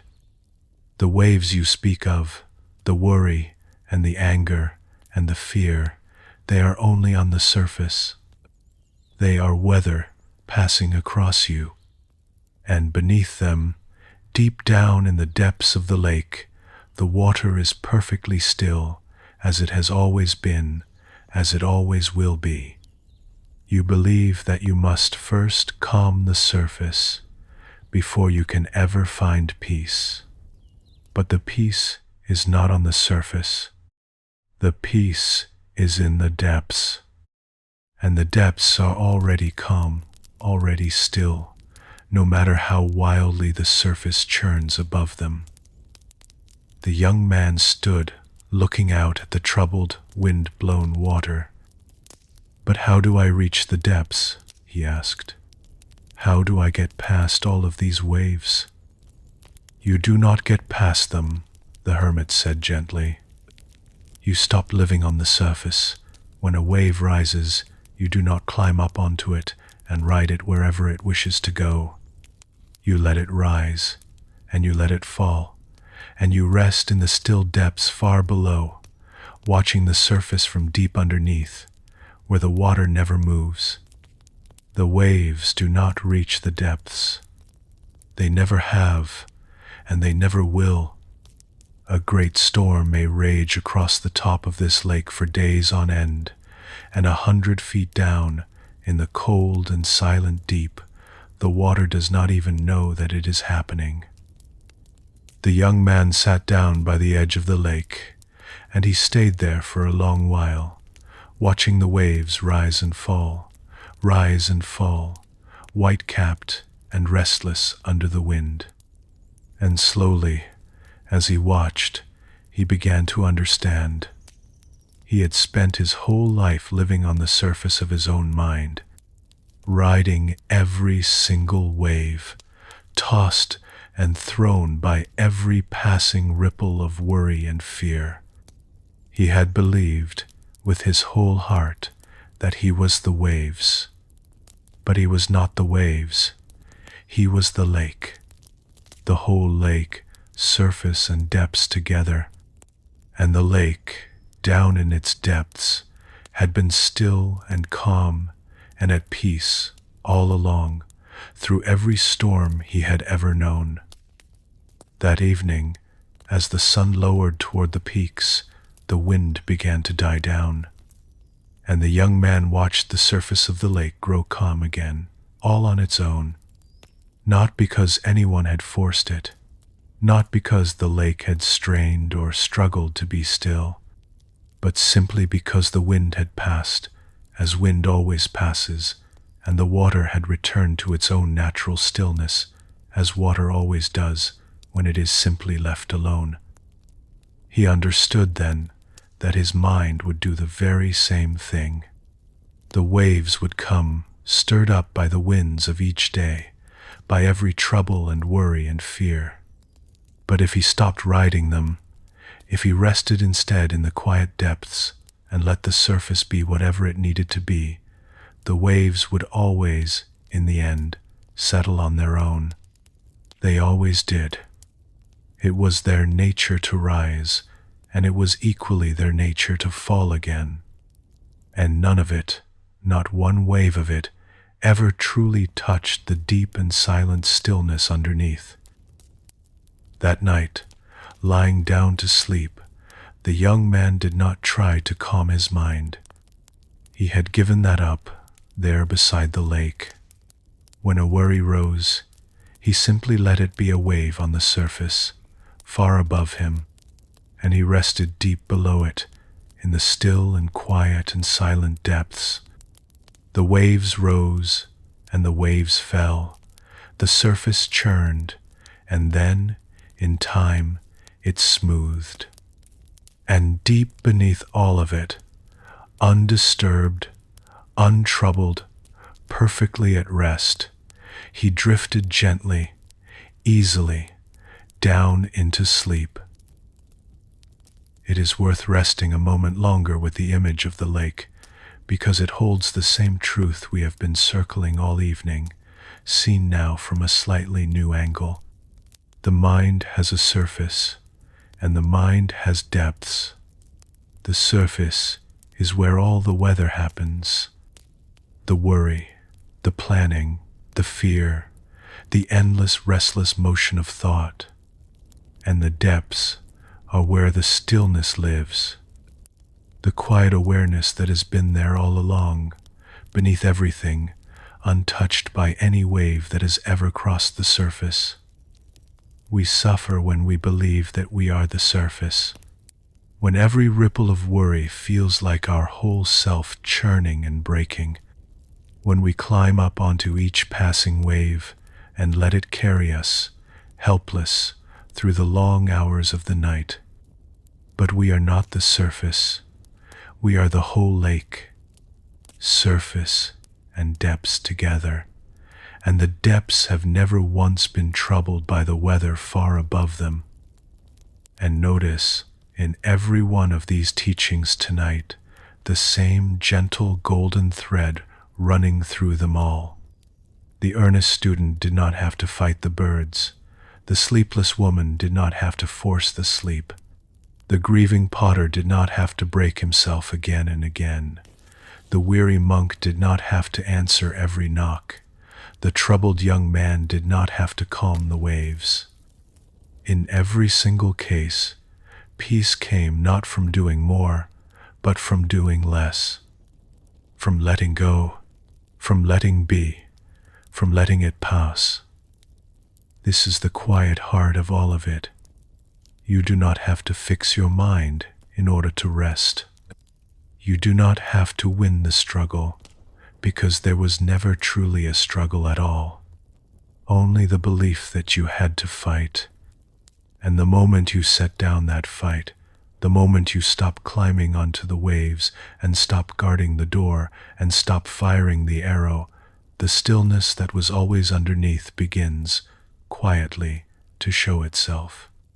The way the surface of a lake grows calm the very moment the wind lets go. We still have a little more of the night ahead of us. A few more stories, a few more gentle doorways into rest. But there is nothing you need to carry forward, nothing you need to hold on to, nothing you need to remember. Let the words continue to wash over you. Let your body grow heavier still, and let each thought, as it arises, simply rise and fall and pass away, while you rest in the quiet depths below, where you have always been, where it has always been calm. Let us turn now to something the Buddha saw very clearly, something that can bring great and lasting ease to the restless mind, if only we allow it to settle in. Everything passes. This is one of the oldest and deepest observations in all of his teaching. Nothing stays. Everything that arises will, in its own time, fall away again. The seasons turn, one into the next. The day becomes night, and the night becomes day. The young grow old, and the old pass on. Every condition, every situation, every feeling, every thought is in constant motion, always changing, always becoming something else, never fixed, never permanent, never still, for even a moment.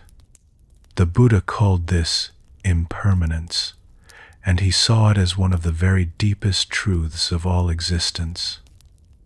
And here is what this means for the restless mind in the night.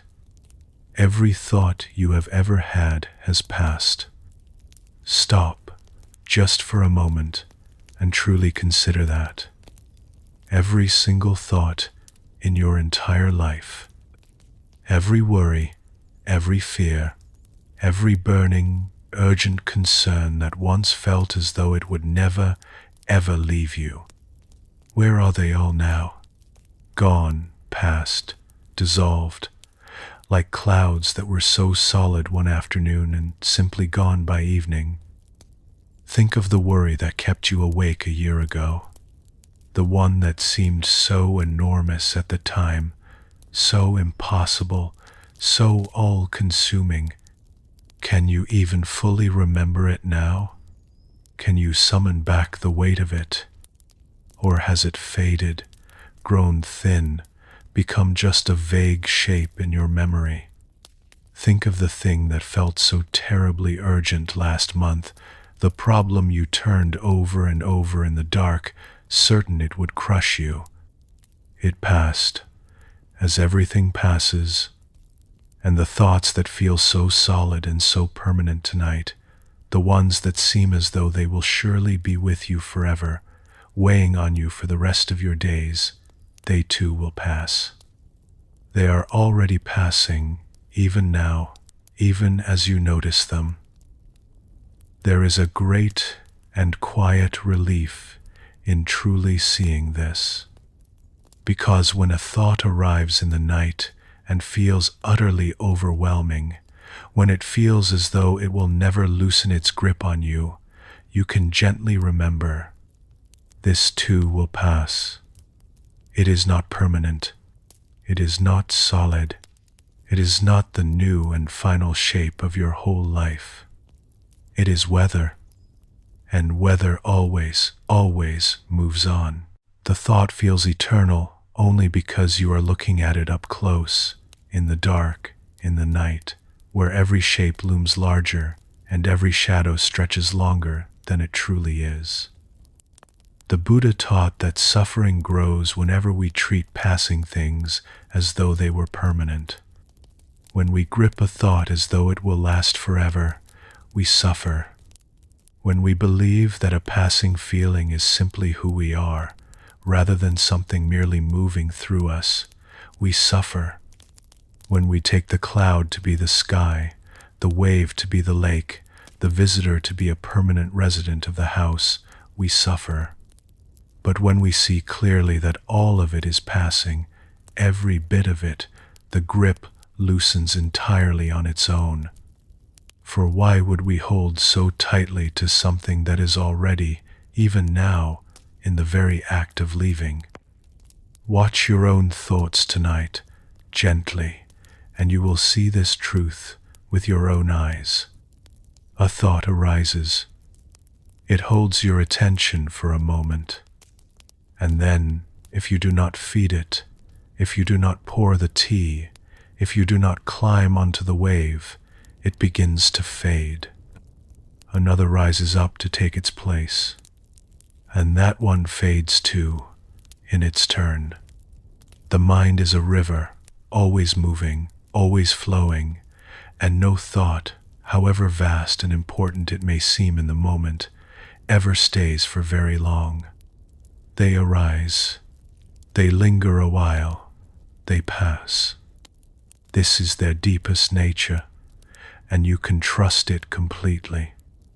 You can lean back into it, the way you would lean back into the steady current of a river, and let it carry every thought away. Let us explore a story about this. There was once a king who was troubled, deeply troubled, by the changing tides of his own heart. In times of victory and good fortune, he was overcome with joy, lifted up so high that he was certain his happiness would last forever, certain that nothing could ever bring him down again. And then, in times of loss and defeat, he sank into the blackest despair, equally certain that the darkness would never lift, that he would feel this crushing weight for the rest of his days. He was tossed endlessly back and forth between these two extremes, soaring and then plummeting, and the constant violent swinging of it exhausted him to his very soul. At last, weary of being a slave to his own changing moods, he called together the wisest men and women in all his kingdom.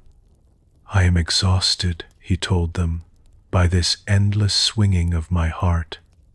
When good fortune comes to me, I cling to it with desperate hands, and I am terrified, even in my joy, of the moment I will lose it.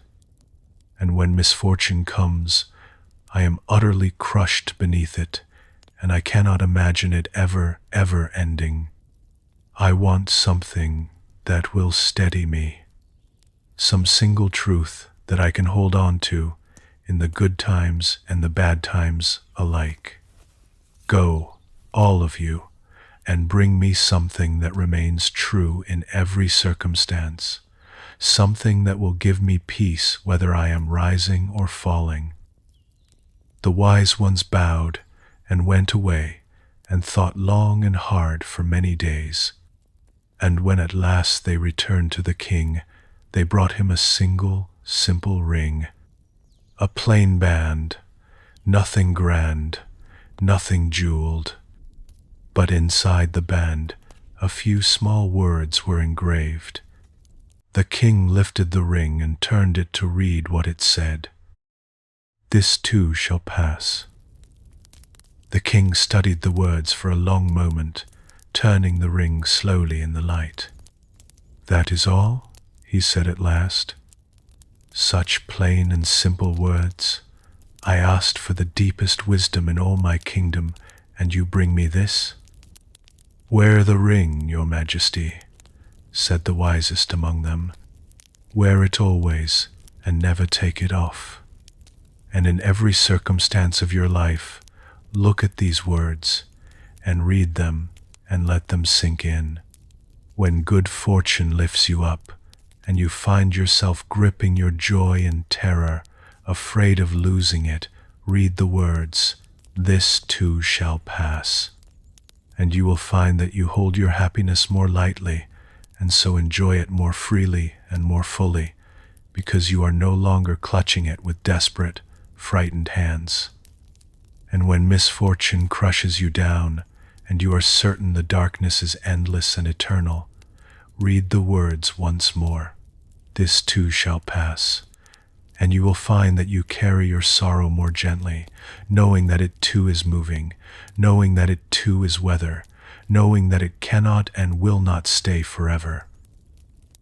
The king wore that ring for the rest of his life, and slowly, over the years, he changed.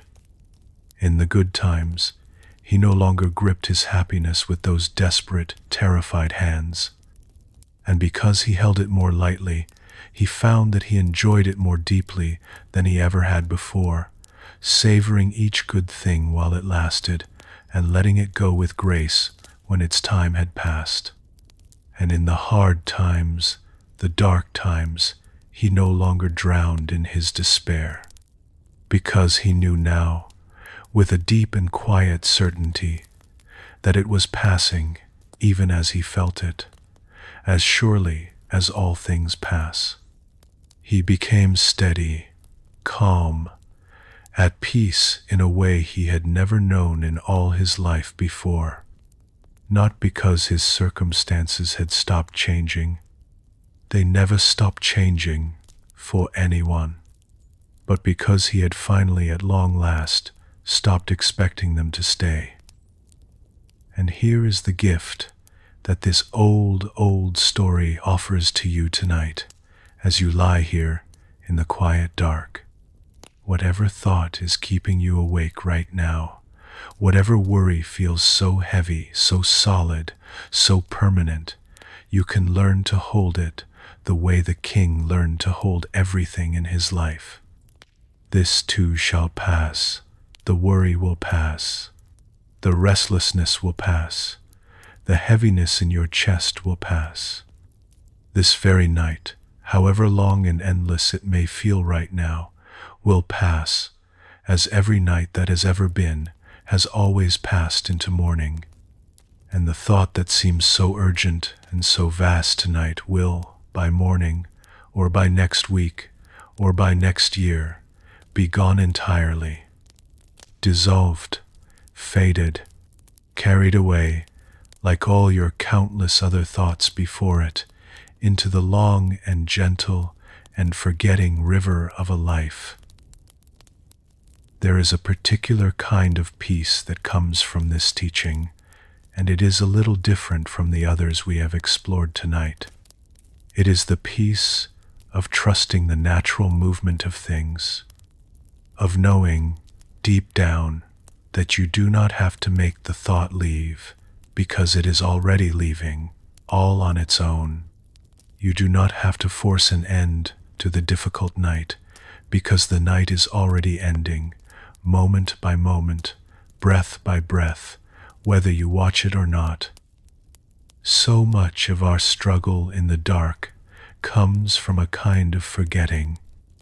We forget that the thought before us is temporary. We treat it as though it has always been here and will always be here. This one worry, this one fear, sitting permanently at the very center of our lives, defining us forever. But it arrived only recently, and it will leave again soon enough. It is a guest, not a resident. Weather, not climate. A single wave, not the whole vast lake. When you truly remember that everything passes, the urgency simply drains away. There is no need to solve the worry tonight, because the worry itself will not last in the way you fear it will. There is no need to win some great battle against the restless mind, because the restlessness is already moving on, already changing, already, even now, in the slow and certain process of becoming something quieter.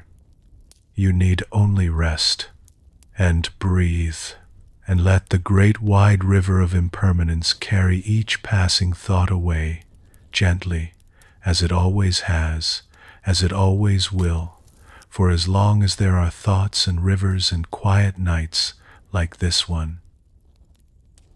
Let us explore another story, a very old one, told and retold for many hundreds of years. Two monks were once walking together along a road, returning to their monastery after a long journey. They were traveling on foot, as monks did, and they had taken vows of simplicity, and among their vows was one that forbade them from touching another person, especially a woman, for they had given up such contact entirely in their devotion to the path. It had been raining, and the roads were thick with mud, and the rivers and streams were running high. As the two monks came to a place where the road crossed a river, they found the water swollen and rushing, and standing at the edge of it, unable to cross, was a young woman in fine clothes. She was distressed, for the river was high and fast, and she could not cross it without ruining her garments, and perhaps being swept away, and she did not know what to do. The older of the two monks did not hesitate. He walked up to the young woman, and he lifted her gently into his arms, and he carried her across the rushing river and set her down safely on the far bank. She thanked him with great warmth and went on her way, and the two monks continued down the road toward their monastery. But the younger monk was deeply troubled by what he had seen. He said nothing at first, but he brooded on it as they walked. An hour passed, then two. The monastery drew nearer, and still the younger monk turned the matter over and over in his mind, growing more and more agitated, more and more upset, unable to let it go. At last, unable to contain himself any longer, he burst out. "How could you do that?" he demanded. "You touched that woman. You carried her in your arms. We have taken vows against exactly such a thing. How could you break our vow so easily, so openly, right there on the road? I have been thinking about it for hours. I cannot understand it. I cannot stop thinking about it." The older monk looked at his companion with a calm and gentle expression and a small, kind smile. "Brother," he said, "I set that woman down on the river bank hours ago. I carried her across the water, and then I put her down, and I have not thought of her since. But you have been carrying her all this way. You are carrying her still." The younger monk fell silent, and in that silence he began to understand. This is a story about the second arrow, told another way. And it is a story about all the things we carry long after the moment has passed. The older monk did what the moment required, and then he set it down and walked on, light and free. But the younger monk picked the moment up and carried it, and turned it over and over, and could not put it down, and so it weighed on him for hours, growing heavier with every step. How many things are you still carrying tonight that the world set down long ago? How many moments, finished and gone, are you still holding in your arms in the dark, turning them over, unable to put them down? The conversation from this morning, already over. The worry from last week, already changed. The mistake from years ago that everyone else has long forgotten. The world set these things down a long time ago. Only you are still carrying them. And the most gentle, most freeing thing you can do here in the quiet of the night is simply what the older monk did. To open your arms, to set the burden down on the riverbank, and to walk on, light and free and unburdened, into rest. We have spoken tonight of letting thoughts pass, of not firing the second arrow into our own hearts, of not answering every knock at the door, of resting in the still depths beneath the waves, of remembering that all things pass, of setting down what we have carried too long. And there is one more thing the Buddha taught, one final teaching that holds all of these others together, the soft ground beneath them all, without which none of the rest can fully take root. Kindness, and in particular, kindness toward yourself. Here is something that happens to so many of us in the long hours of the night. The mind is restless, and the thoughts will not stop their churning. And then, on top of all of that, a second layer arrives, heavier than the first. Frustration with ourselves for being unable to sleep. Why can I not just relax? What is wrong with me? Why is this so hard? Everyone else can do this simple thing. I will be useless tomorrow, exhausted and foggy and slow, and it will be entirely my own fault for lying here awake when I should be sleeping. Do you see what this is? It is another second arrow. The restlessness itself is the first arrow, and the harsh judgment of ourselves for being restless, the criticism, the impatience, the quiet self-contempt, that is the second arrow, fired straight into a heart that is already aching, already tired, already struggling. We lie there in the dark, unable to sleep, and then we punish ourselves for it, as though cruelty could somehow soothe us, as though harshness could somehow rock us gently into rest. But it never does. It never has, and it never will. You cannot scold a frightened mind into calm. You cannot force a tense and aching body to relax by being angry with it. The harshness only adds another layer of tension, another wave upon the churning surface, another loud and insistent visitor pounding at the door. The judgment does not quiet the restless mind. It feeds it. It pours the tea. It fires the arrow once again. The Buddha taught a completely different way, and he taught it with a tenderness that is so easy to overlook. He spoke of loving kindness, of meeting all living beings with a warm, open, gentle heart. And he was very clear that this kindness must include yourself. In one of his most beautiful teachings, he said that you could search the entire world, every corner of it, looking for someone more deserving of your love and your kindness than yourself, and you would never, ever find them. You, he said, as much as anyone in the whole of the universe, deserve your own love and your own affection. Imagine, just for a moment, bringing that kind of warmth to yourself here in the night. Instead of the harsh and impatient voice that says, "What is wrong with you? Why can you not simply sleep?"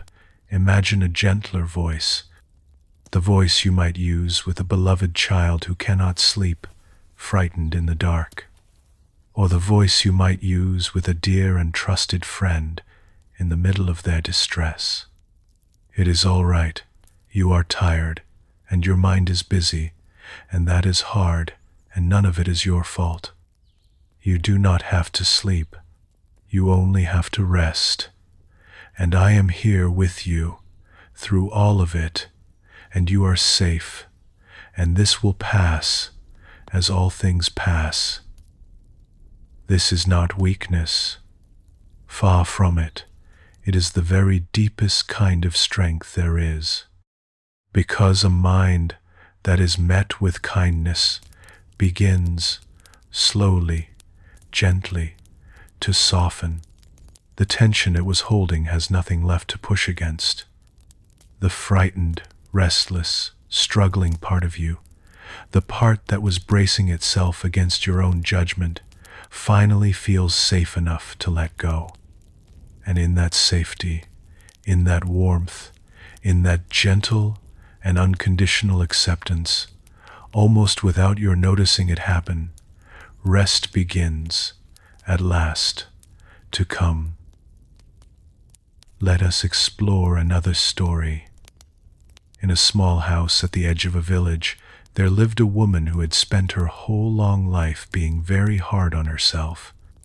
From her earliest years, from childhood, she had carried within her a stern and critical inner voice. A voice that criticized her every mistake, that pointed out her every flaw, that demanded more and more of her, and that was never, not once, quite satisfied with anything she did.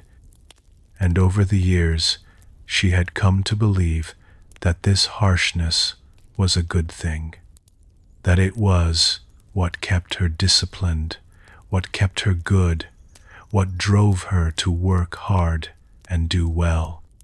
Without it, she feared, she would simply fall apart, grow lazy, become nothing. But the harshness was wearing her down, year by year, like water wearing away stone. She could not rest. She could not sleep. At night, lying in her bed in the dark, the stern voice would begin its nightly work. It would review the entire day in fine detail, listing every small failure, every clumsy word she wished she had not said, every single way in which she had fallen short of what she should have been. And she would lie there, rigid and tense and miserable, while the voice went on and on and on, deep into the night. One day, an old teacher came to stay for a time in the village, and the woman, in her weariness, went to her. "I cannot rest," she said simply. "There is a voice in my head that never stops finding fault with me. All day long it criticizes everything I do, and all night long it keeps me wide awake with its endless list of my failures. I have tried to silence it. I have tried to argue with it. I have tried to ignore it, but I cannot make it stop. Please, tell me how to make it stop." The old teacher looked at her for a long moment, with great gentleness in her eyes. "Tell me," she said softly, "this voice that is so very hard on you. If you were to meet a small child, a frightened, tired little child, who had made a few small mistakes during the day, would you speak to that child the way this voice speaks to you?" The woman was startled by the question. "No," she said at once, "of course not. I would never be so cruel to a child. I would comfort them. I would gather them up. I would tell them that it was all right, that everyone makes mistakes, that they were good and loved no matter what. And yet, the teacher said, even more gently, you speak this way to yourself every single day and every single night. You, who are also tired, you, who also make small mistakes, as every human being who has ever lived makes mistakes.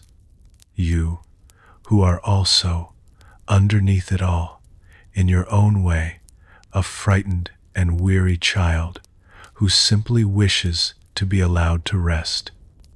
Why do you offer such tender kindness to every child in the whole wide world, except for the one child who lives inside of you? The woman had no answer. She sat there, stunned, for she had never once, in all her years, considered speaking to herself with kindness. The harshness had always felt so necessary, so deeply a part of who she was, so woven into her very being, that the simple idea of gentleness toward herself seemed almost frightening, almost dangerous, as though without the stern voice she might lose herself entirely. Try something for me, the teacher said. Tonight, when the stern voice begins its long list, do not fight it. Do not struggle to silence it. That has never worked, and it never will. Instead, simply answer it with kindness, the very same kindness you would offer that frightened child. When the voice says, "You failed today," you might answer, softly, "I did my best, and my best is enough, and I am very tired now, and it is time to rest." Meet the harshness with warmth, again and again and again, however many times it takes, and then simply watch and see what happens. That night, the woman lay down in her bed, and the stern voice began, exactly as it always did. "You said the wrong thing this morning. You should have done more today. You are not good enough." But this time, the woman did not tense against it. She did not agree with it and sink down into her old familiar misery. Instead, she answered it softly, the way she would answer a frightened child. "I know, I hear you. I am doing the very best that I can, and that is enough for tonight." The voice spoke again, sharper, insistent, and again she answered it with warmth, and not with war. "It is all right. I am only human. I am tired, and I am allowed to rest, just as anyone is allowed to rest." And then a strange and wonderful thing began to happen. The voice, met again and again, with warmth instead of resistance, met with kindness instead of the fight it had always known, began to lose its sharp and cutting edge. It was almost, she realized, as though the voice had only ever been shouting because no one had ever once answered it gently. As though all it had ever truly wanted was to be met with kindness. And now that it was, at last, it had less and less to say. She felt her body begin to soften. The tension she had carried for so many long years, the constant bracing against her own judgment, the tightness she had worn like a second skin, began, slowly, to release. For the first time that she could remember, in all her life, she felt safe inside her own mind. Not because the voice had been beaten into silence by force, but because it had finally been soothed by kindness. And in that warmth, in that long-awaited and unfamiliar safety, she drifted gently, easily, sweetly, down into the deepest and most peaceful sleep she had known in many, many years. She practiced this gentle answering every night after that, and over the weeks and the months that followed, the stern voice grew quieter and quieter still, until at last it was only an occasional faint murmur, easily heard, easily met, easily soothed, with a few kind words. And she discovered something that surprised her greatly. She did not need the harshness in order to be good. In fact, freed from it, she became kinder and calmer and more genuinely at ease in her life than the stern voice had ever once made her. The cruelty had never been the thing that held her together. It had only ever been a wound that she had mistaken all her life for a foundation. And when she finally set it down and replaced it gently with kindness, she found, at long last, that she could rest. This may be the most important teaching of all. The soft and gentle ground upon which everything else we have spoken of tonight finally comes to rest. You cannot force your way into peace. You cannot bully a restless mind into stillness, or scold a tired heart into rest, or beat yourself into calm. The path to rest is not paved with harshness, and it never has been. It is paved, every step of it, with kindness. All evening long, we have spoken of letting things pass, letting the birds fly by across the open sky, letting the thoughts float away on the dark water, not firing the second arrow, not answering the knock at the door, resting in the still depths beneath the waves, remembering that all things pass, setting down what we have carried for too long. And underneath every single one of these teachings is the same quiet, golden warmth, a willingness to be gentle with yourself, to meet your own restless mind not as an enemy to be conquered and defeated, but as a tired friend who simply needs comfort and patience and the soft assurance that everything, in the end, is going to be all right.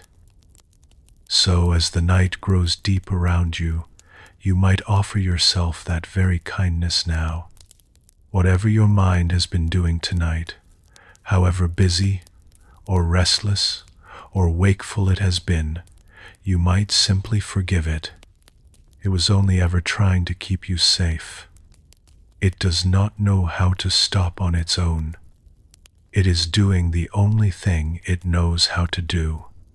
And you can be gentle with it, the way you would be endlessly gentle with anyone you truly loved who could not rest. There is nothing wrong with you. There never was. There never could be. You are simply a human being, lying here in the dark, doing your very best.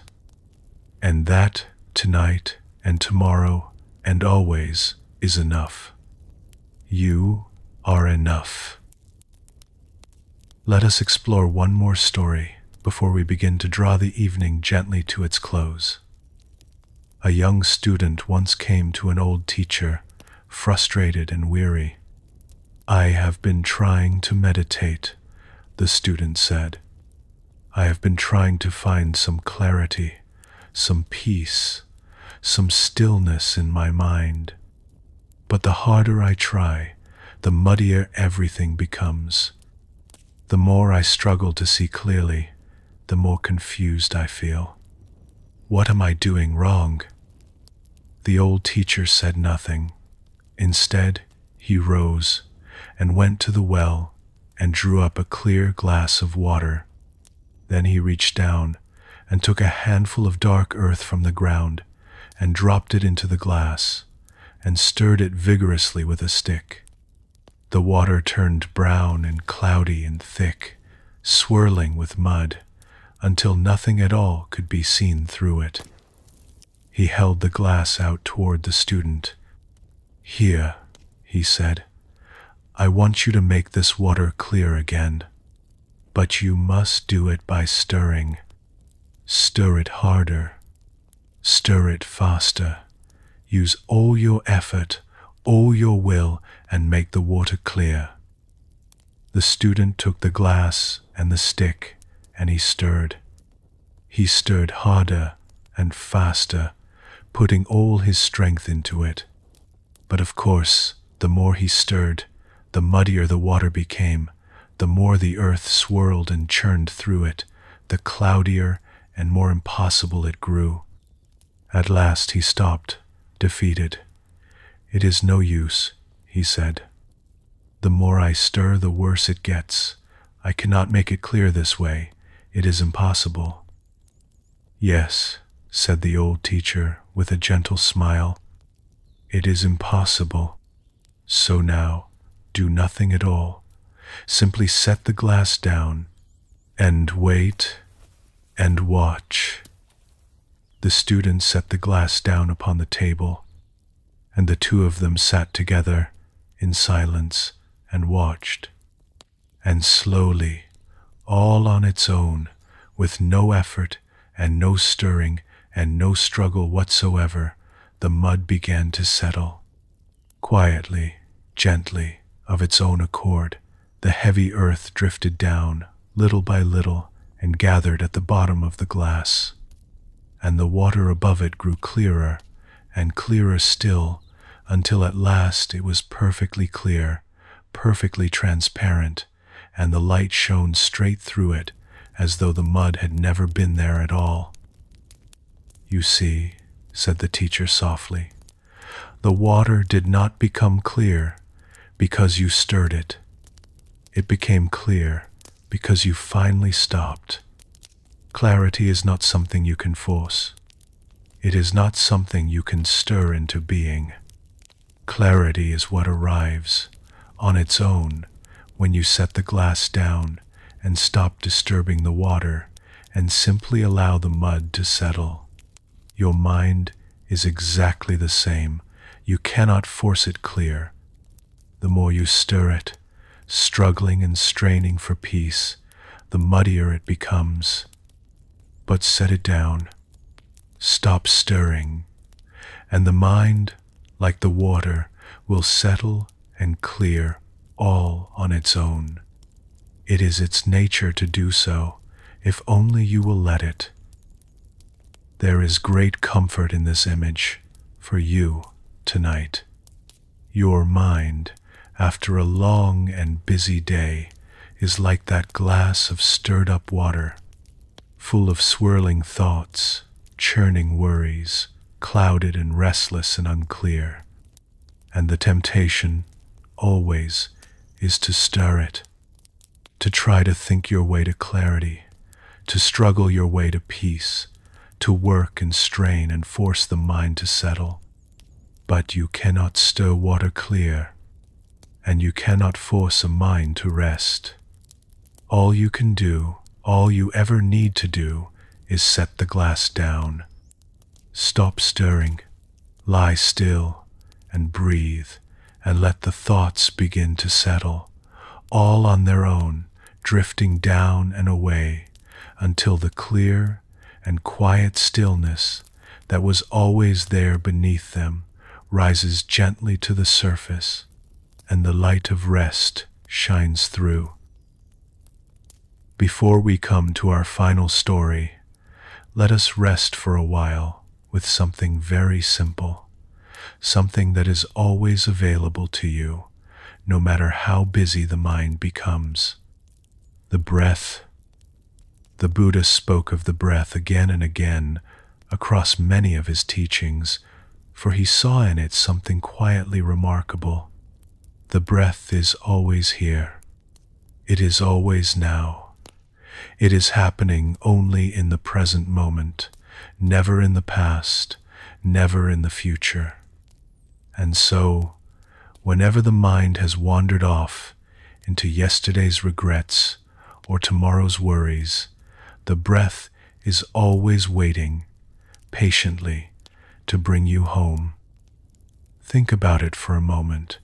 The restless mind lives almost entirely in two places, and neither of them is here. It lives in the past, turning over what has already happened, replaying old conversations, nursing old regrets. And it lives in the future, rehearsing what has not yet happened, bracing for troubles that may never come, planning and worrying and imagining. The past and the future. These are the two great rooms in which the anxious mind paces, back and forth, all through the night. But you cannot actually breathe in the past, and you cannot breathe in the future. You can only ever breathe right now. And so the breath becomes a kind of anchor, a gentle rope that ties you to the present moment, the one place where there is no worry, the one place where, right now, in this very moment, nothing is actually wrong.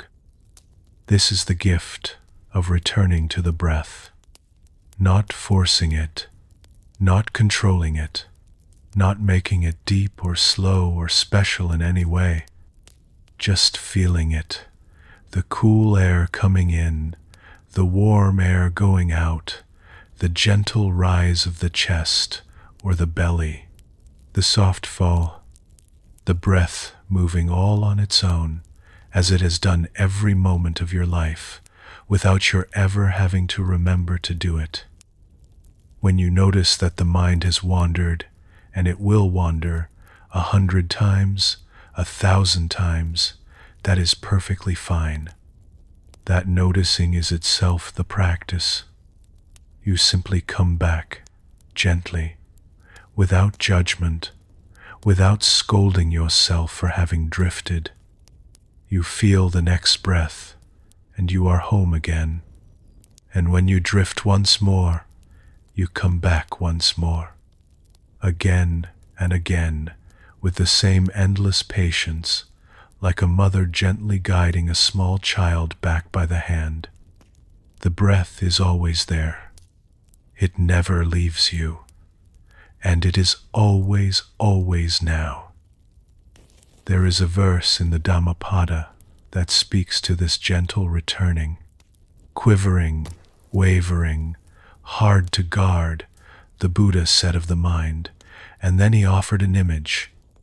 The sage makes it straight, he said, as a fletcher straightens the shaft of an arrow. The fletcher does not break the arrow, or force it, or fight it. He works with patience and warmth and a steady hand, drawing the shaft straight a little at a time.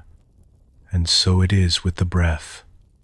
Each time you return to it, you straighten the wavering mind a little, gently, without force, the way the patient craftsman straightens the arrow in his hands. So as you lie here, you might let your attention rest lightly on the breath, not gripping it, just resting there, the way a leaf rests on the surface of still water, feeling each breath arrive and feeling each breath depart. And when a thought comes and carries you away, as it will, you need only notice and let it pass and feel the next breath and find yourself home again, here, now, in this single quiet moment where there is nothing at all to do but breathe and rest. Let us explore a story about not knowing and about the peace that comes from holding our judgments lightly. There was once an old farmer who lived simply with his son in a quiet country place. He owned a single horse which he used to plow his fields, and which was in many ways the center of his modest livelihood. One day, the horse ran away. It broke through the fence in the night and disappeared into the hills and was gone. When the neighbors heard of it, they came to offer their sympathy.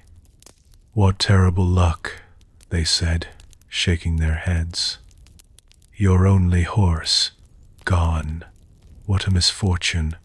How will you manage now?" The old farmer only shrugged. "Perhaps," he said, "who can say what is good or bad? We shall see." A few days later, the horse returned. And it did not return alone. It came back from the wild hills, leading a whole herd of wild horses behind it, beautiful and strong, and they followed the old farmer's horse right into his corral. Now the neighbors came again, this time full of congratulations. "What wonderful luck!" they cried. "Not one horse, but a dozen. You are rich now. What a marvelous fortune!" And again the old farmer only shrugged. "Perhaps," he said, "who can say what is good or bad? We shall see." The next week, the farmer's son was trying to tame one of the wild horses to break it for riding. But the horse was strong and unbroken, and it threw the young man hard to the ground, and his leg was badly broken. The neighbors came once more, full of sympathy for the injured boy.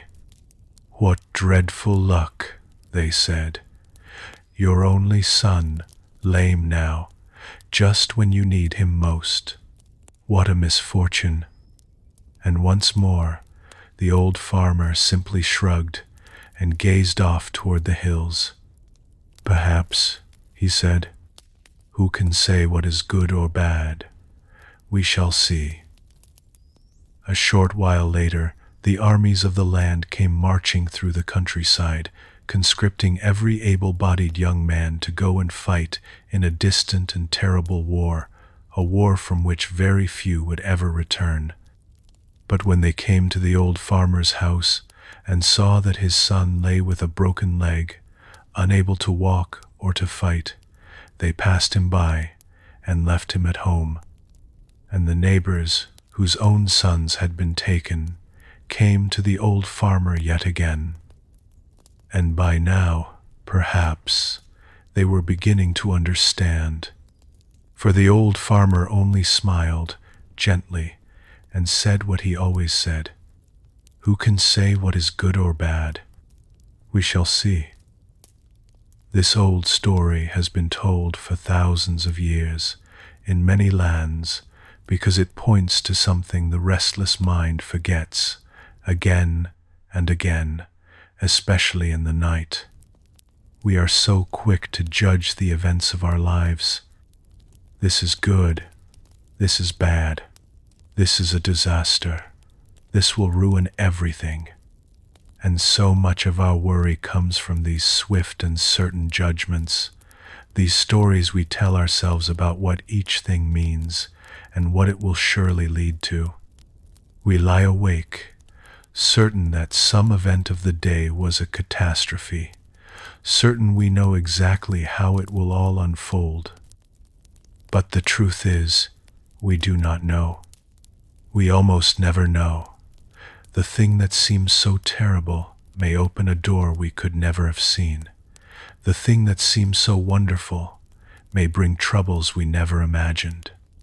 Life is long, and it weaves together in ways far too complex for us to judge from the middle of a single sleepless night. And there is a deep and quiet peace in admitting this, in holding our judgments lightly, in saying softly to the worried mind, "Who can say what is good or bad? I do not know how this will unfold, and I do not need to know tonight. I can let the story stay unfinished and rest." Let us explore another story about the past and the future, and about the only moment in which we ever truly live. A troubled man once came to a wise old teacher, and his trouble was this. "My mind torments me," he said. "In the night, it pulls me in two directions at once. Half of my thoughts are about the past, things I did wrong, things I wish I had done differently, regrets that I turn over and over until my heart aches. And the other half of my thoughts are about the future, things that might go wrong, fears about what is coming, worries about 100 things that have not even happened yet. Between the two of them, the past and the future, I am torn to pieces, and I cannot rest. The old teacher nodded slowly, for he had heard this trouble many times, in many forms. You are being struck by 2 arrows, he said. One comes from behind you, from the past. It is the arrow of regret. And one comes from ahead of you, from the future. It is the arrow of worry. And you stand in the middle, pierced from both sides, bleeding from wounds that, if you look closely, are not truly here at all. What do you mean? The man asked. Not truly here? Tell me, said the teacher. The past that you regret, where is it now? Can you touch it? Can you find it anywhere, except inside your own thoughts? The man considered. No, he said, it is gone. It exists only in my memory. And the future that you fear, the teacher went on. Where is it? Can you touch it? Can you find it anywhere, except inside your own imagination? No, it has not happened, the man admitted. It exists only in my mind. So you see, said the teacher gently, the past is gone and exists now only as a thought. The future has not come and exists now only as a thought. Both arrows, the arrow of regret and the arrow of worry, are made of nothing but thought. They pierce you only because you pick them up and hold them to your own heart and press.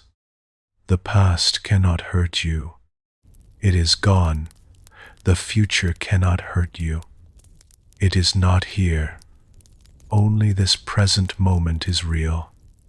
And tell me, in this present moment, right now, as you sit here breathing, what is actually wrong? The man was quiet for a long moment, looking inward, and he realized, with some surprise, that in this exact moment, this single present instant, nothing was wrong at all. He was sitting, he was breathing, he was safe and warm and well. All his suffering, every bit of it, was either a memory of a past that was gone or a fear of a future that had not come. In the present moment itself, the only moment that actually existed, there was nothing wrong at all. There was only this breath, this quiet, this peace. When the arrow of regret comes flying from the past, the teacher said, you do not have to catch it. Let it pass. When the arrow of worry comes flying from the future, you do not have to catch that either. Let it pass. And rest here, in the present moment, the only place where the arrows cannot reach you, the only place where you have ever truly been safe. This is something to carry gently into the night with you.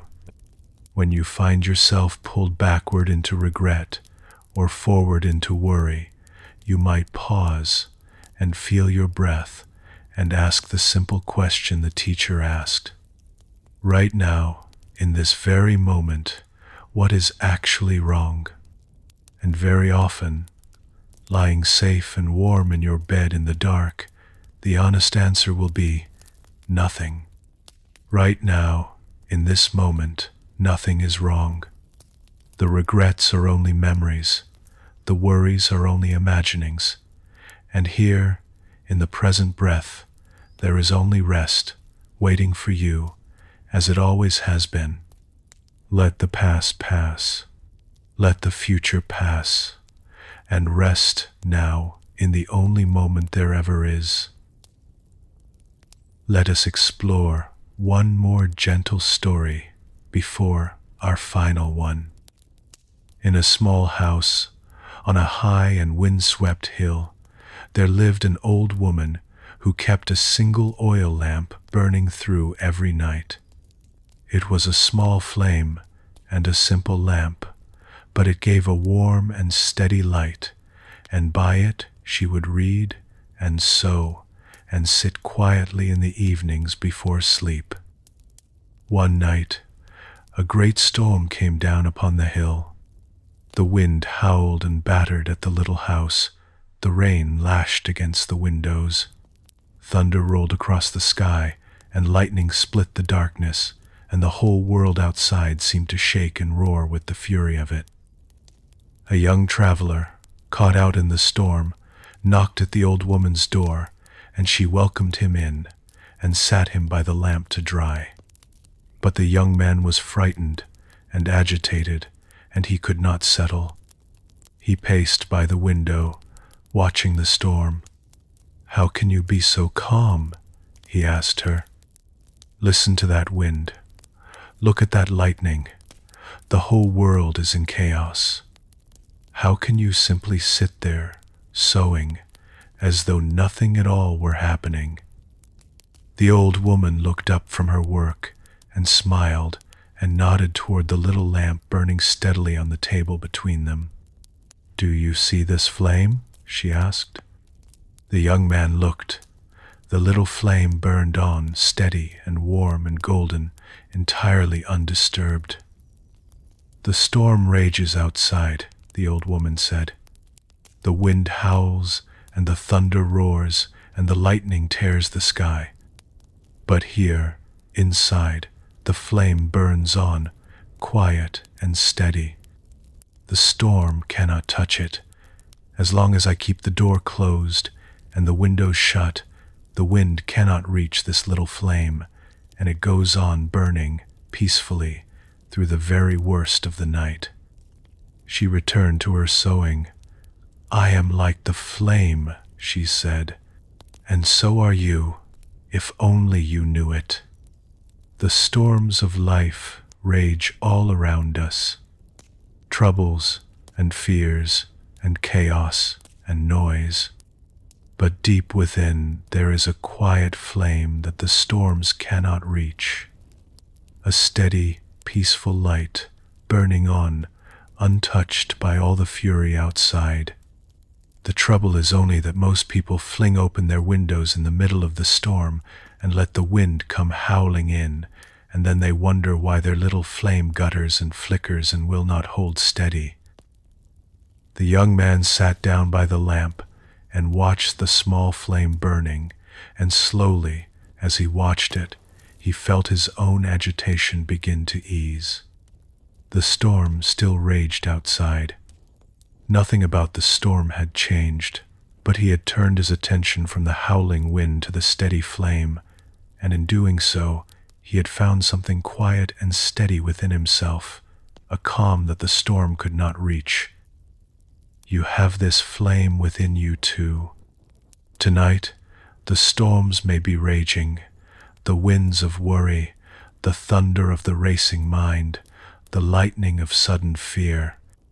But deep within you, beneath all of it, there burns a quiet and steady flame, a calm that no storm has ever been able to reach.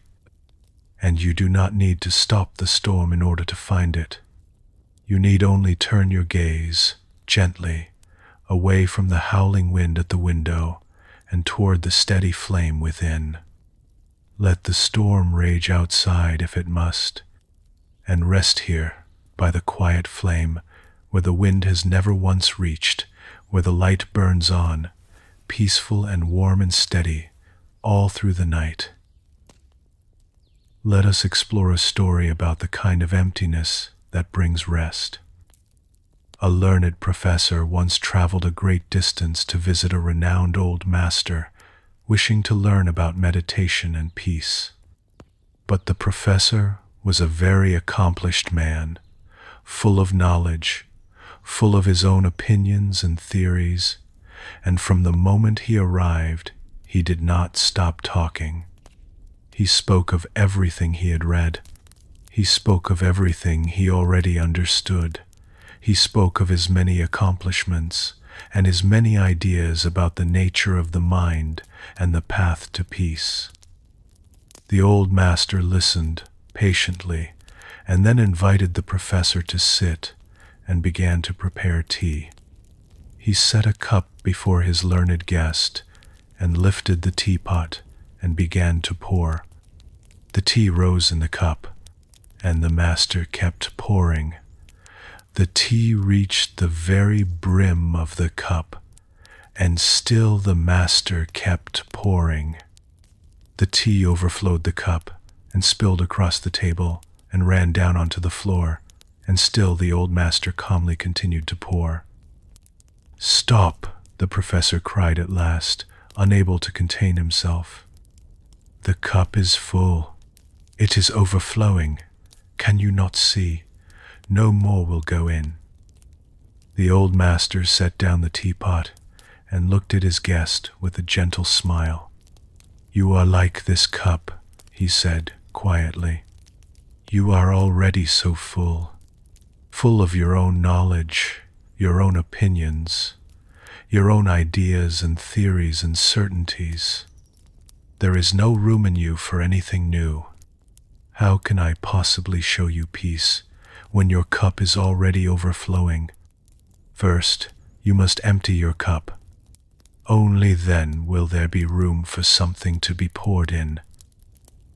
There is wisdom in this, for the restless mind in the night.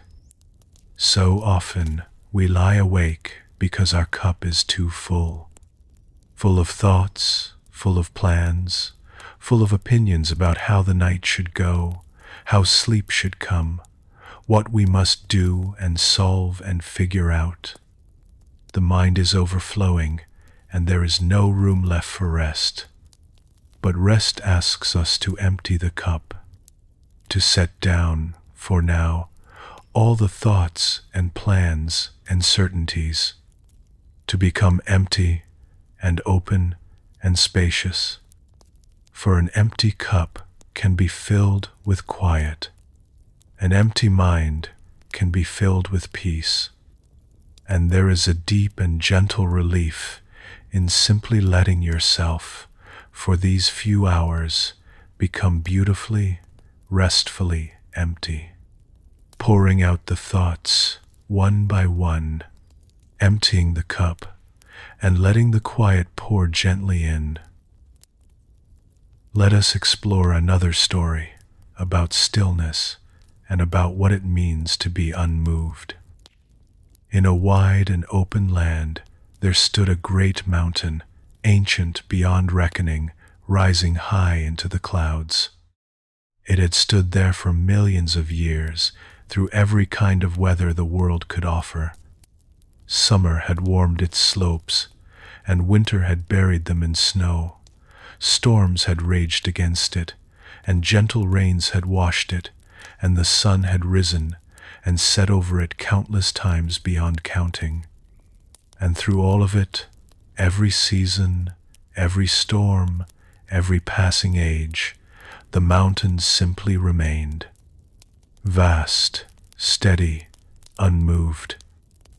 A young monk who lived in a hermitage at the foot of this mountain was struggling with the constant changes of his own mind and heart. One day he sat with his teacher and confessed his trouble. "My moods change like the weather," he said. "One day I am full of joy and faith. The next I am sunk in doubt and gloom. One hour I feel peaceful, and the next I am full of agitation. I am tossed about endlessly by these shifting states, and I long to be steady. How can I find that steadiness?" The teacher pointed to the great mountain rising before them. "Be like the mountain," he said. "The weather is always changing around it. Some days are bright and clear. Some days are dark with storm. Clouds gather and clouds disperse. Snow falls and snow melts. The weather is never still, not for a single day. But the mountain does not change with the weather. The mountain does not become happy on a sunny day and despairing on a stormy one. It simply remains vast and steady and unmoved, while all the weather of the world comes and goes across its slopes. Your moods, the teacher went on, your joys and your sorrows, your peace and your agitation, these are the weather. They will always come and go. That is their nature, and you cannot stop it, any more than you can stop the clouds from crossing the sky. But you, the deepest you, the awareness in which all these moods arise and pass, you can be like the mountain, steady beneath the changing weather, letting the bright days come and letting them go, letting the dark days come and letting them go, remaining, through all of it, vast and quiet and unmoved. The young monk looked at the great mountain, steady against the moving sky, and something in him grew quiet and steady too. This is something to rest in tonight. Your thoughts and feelings will move across you like weather. Tonight there may be the storm of worry, the cloud of sadness, the restless wind of an anxious mind. But beneath all of that weather, you can be like the mountain. You do not have to be moved by every passing mood. You do not have to chase the bright feelings or fight the dark ones. You can simply remain steady and vast and quiet, while the weather of the mind moves across you and, in time, moves on. Solid, grounded, unshaken, resting in the deep stillness of the mountain that you are, beneath all the passing weather of the night. Let us explore one more gentle story. There was once a child who went walking with his father through the mountains, along the edge of a deep and beautiful valley. At one point, the child stumbled on the path, and in his surprise and frustration he cried out, "Ah!" And to his astonishment, from across the valley, a voice came back. "Ah!" The child was amazed and a little unsettled. He called out, "Who are you?" And the voice called back, "Who are you?" Now the child grew annoyed, and he shouted, "Coward!" And the voice shouted back, "Coward!" The child looked up at his father, confused and upset. "What is this?" he asked. "Who is mocking me?" The father smiled and knelt beside his son.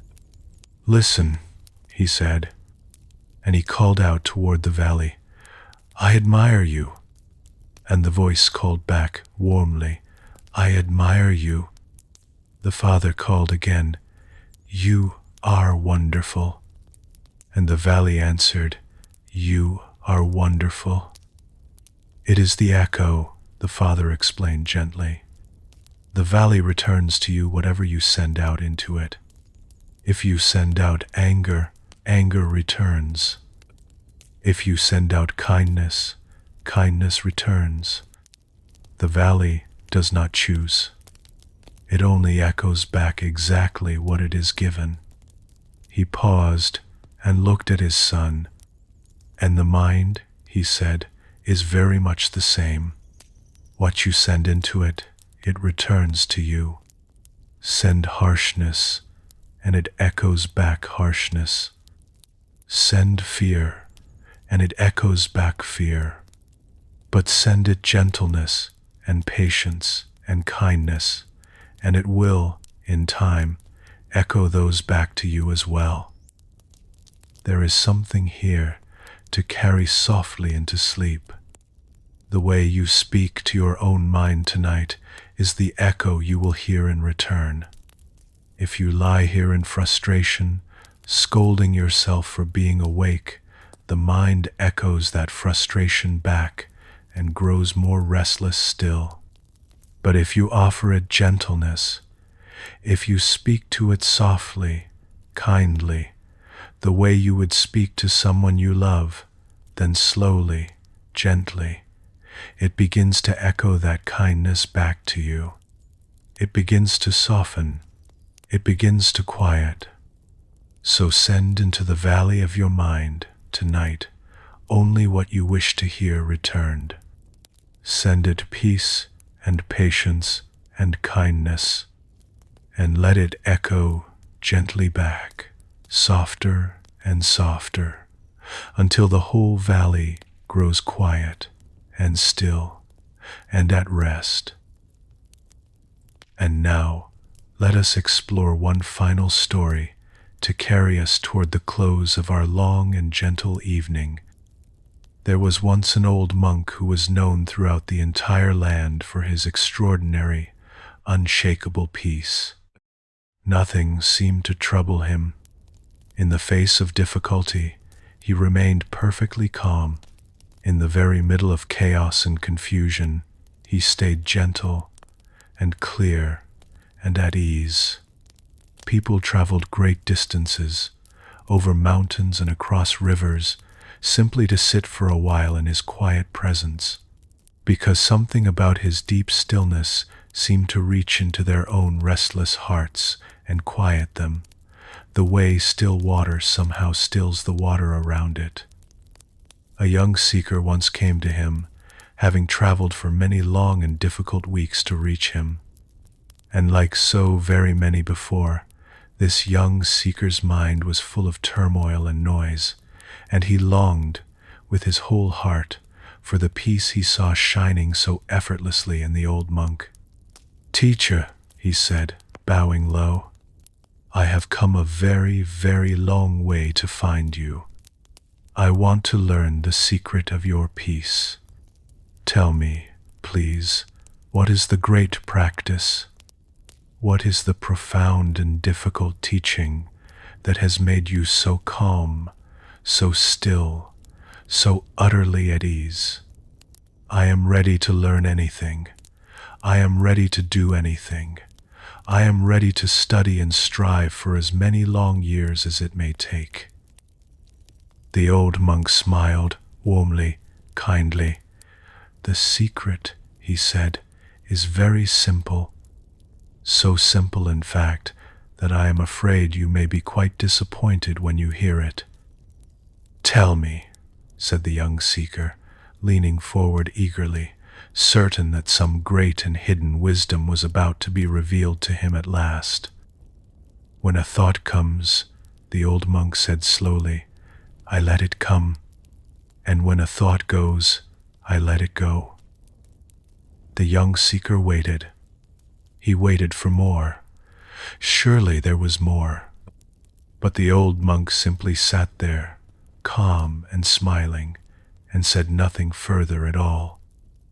"That," said the seeker at last, his face falling. "That is all?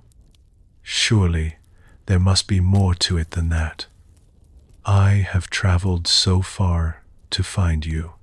I have given up so much to come here. I expected something profound, something difficult, something hidden and rare. And you tell me only this?" The old monk's eyes were full of kindness. "You expected something difficult," he said. "Something you would have to struggle and strain and sweat to achieve. Something that would take you many hard years to master. But peace is not found through struggle. Peace is not the prize at the end of some great and difficult battle. Peace is simply what remains, what was always there when the struggling finally stops. All of your life you have been holding on, grasping at the thoughts that you like and clinging to them, fighting against the thoughts that you fear and pushing them away. Never once, in all your years, simply letting anything pass freely through. I do only one single thing differently from you. I let it pass. When a thought comes, I let it come, and when it goes, I let it go. I do not chase it. I do not cling to it. I do not fight it. And in that simple letting be, in that gentle and effortless allowing, there is a peace that no amount of striving in all the world could ever reach. The young seeker sat with these words for a very long time, there in the quiet presence of the old monk. And slowly, over the days and the weeks that followed, he began at last to understand. The peace that he had been seeking, the peace he had traveled so far and given up so much to find, was not somewhere far away at all, waiting for him at the distant end of some long and arduous path. It was here, right here, available in any moment, the very instant that he stopped grasping and stopped clinging and stopped fighting and simply let his thoughts move freely through him, coming and going as they pleased, like the breath, like the tides, like the weather drifting across a wide and open sky. He had always believed that peace was something to be achieved, earned, won, captured through great effort. But peace, he discovered at last, was something to be allowed. It was already there, the whole time, beneath all of his striving, the way the still depths of the lake lie always, calm and silent, beneath even the most violent waves, the way the clear sky waits, patient and unchanged, behind even the darkest storm. He had only to stop disturbing the water. He had only to set the glass down. He had only in the end to let it be. And so we come, slowly and gently, to the close of our long evening together. The hour has grown very late. The stories have all been told, and there is little left to do now, nothing left to do now, but rest. We began tonight with a single question, the question that so many of us carry into the dark, night after night. Why won't my mind let me rest? And we have walked together, slowly and gently, through many quiet doorways, all of them opening onto the same simple and patient answer. We saw, with the earnest student and his teacher, that thoughts are like birds passing through an open sky, and that you are not the birds, but the sky itself, wide and open and untouched. We saw, with the sleepless woman by the river, that rest is not something you can force, but something that quietly remains when all the forcing finally stops. We heard the clear note of the lute's string, neither too tight nor too loose, and learned that the mind cannot be strained into stillness, only gently tuned to it. We saw, with the grieving potter, that the world fires only the first arrow, and that all the rest, all the breaking and re-breaking in the night, is something we do to ourselves and something we can lay down. We saw, with the weary monk and his knocking neighbor, that a thought is only a knock at the door, and that we are always, always free to let it go unanswered. We saw, with the troubled young man at the mountain lake, that the waves are only ever on the surface, and that far beneath them the depths are perfectly still, and have always been still, through every storm. We saw, with the king and his simple ring, that all things pass, that no thought, and no night, and no sorrow can ever last forever. We saw, with the two monks upon the road, how much we carry long after the world has set it down, and how freeing it is to simply open our arms and let it go. We saw, with the woman and her stern inner voice, that you cannot scold a mind into stillness, but you can soothe it, gently, with kindness.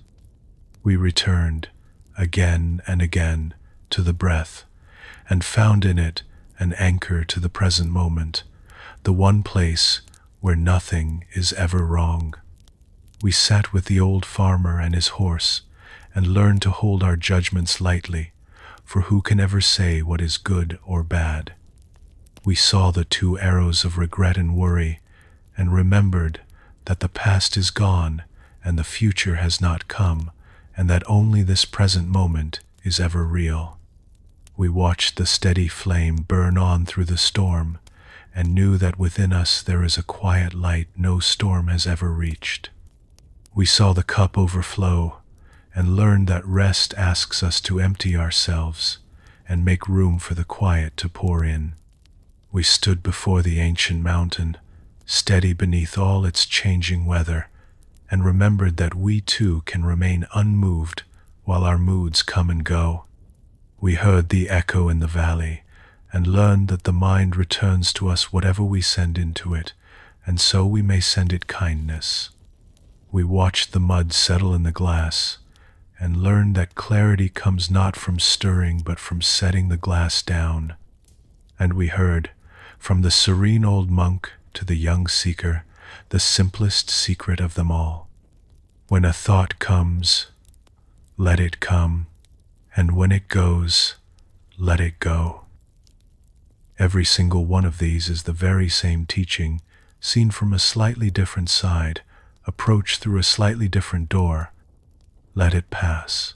Whatever rises in your mind tonight, however loud it may be, however urgent it may feel, however heavy it may seem, you do not have to chase it. You do not have to fight it. You do not have to answer it.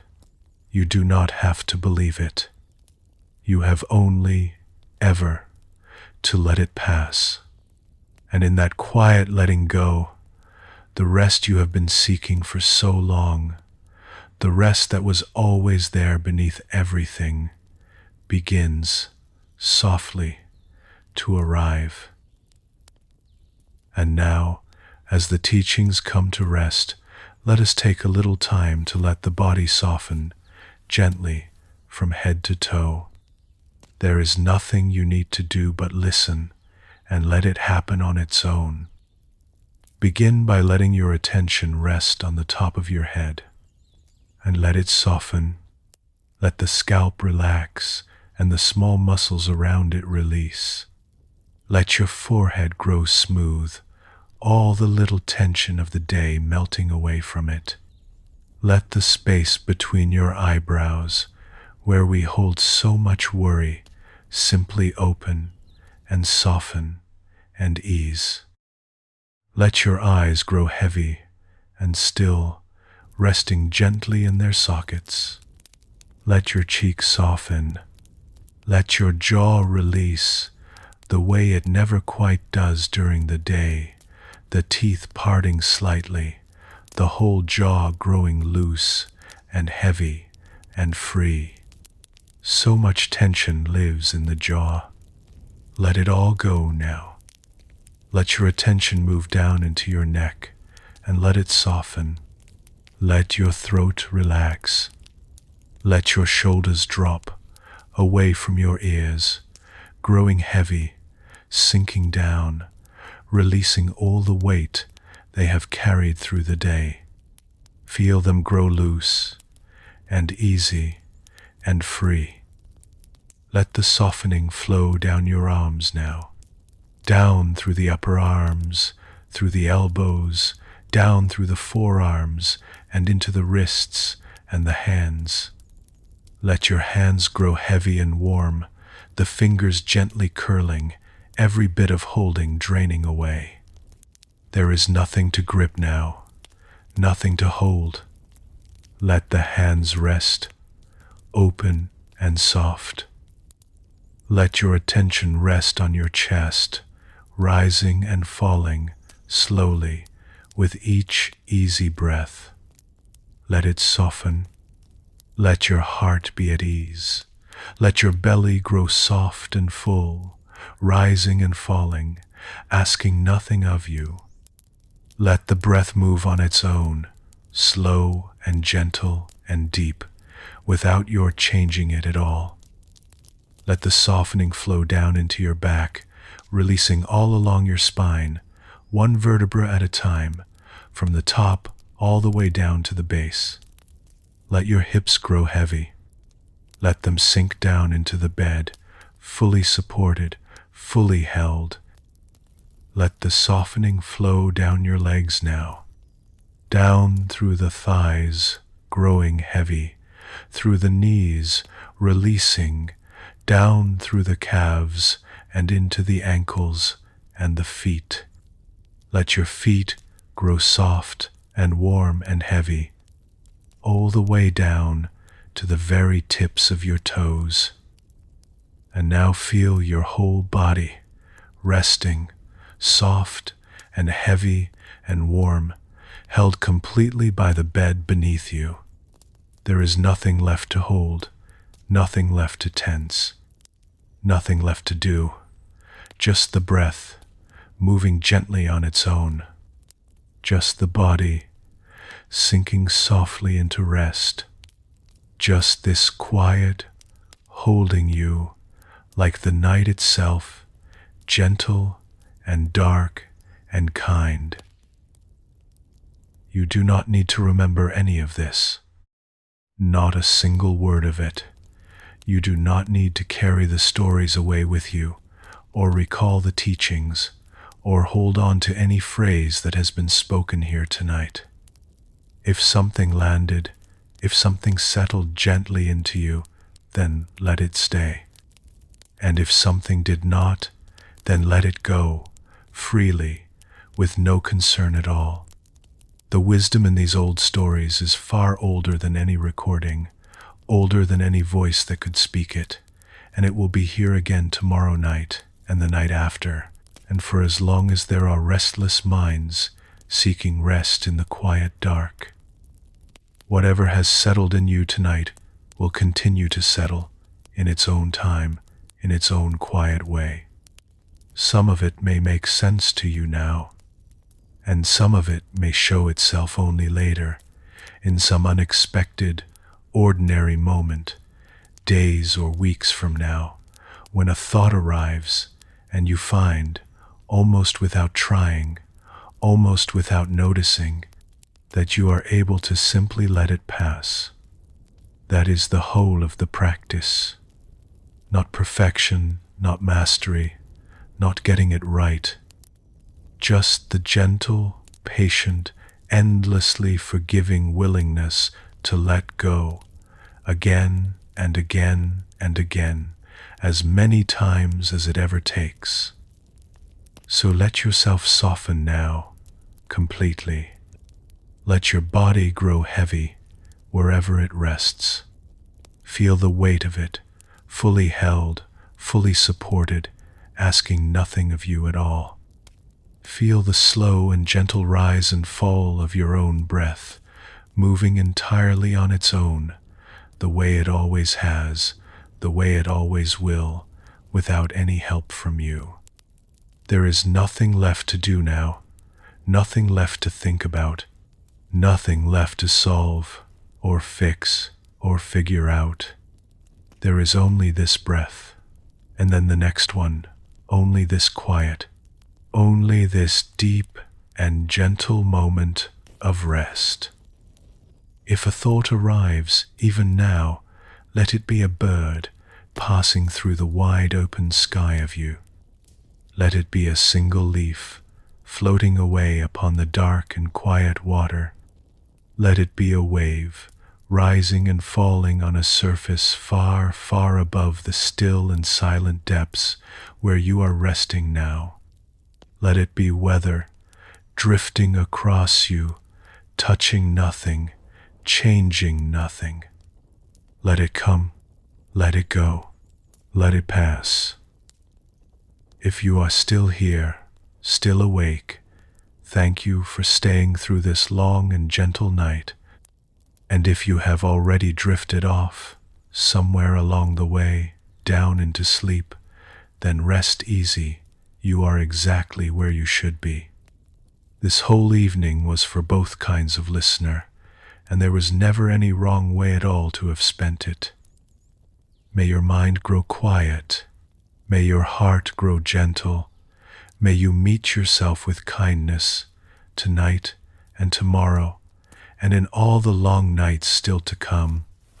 And may you rest now as deeply and as sweetly as you need to rest, letting each thought pass like a leaf upon the dark and quiet water until the morning comes in its own time, softly, without any help from you at all. You do not have to solve the night. You only have to let it hold you. Rest now, and let the moonlight carry what you no longer need to carry alone.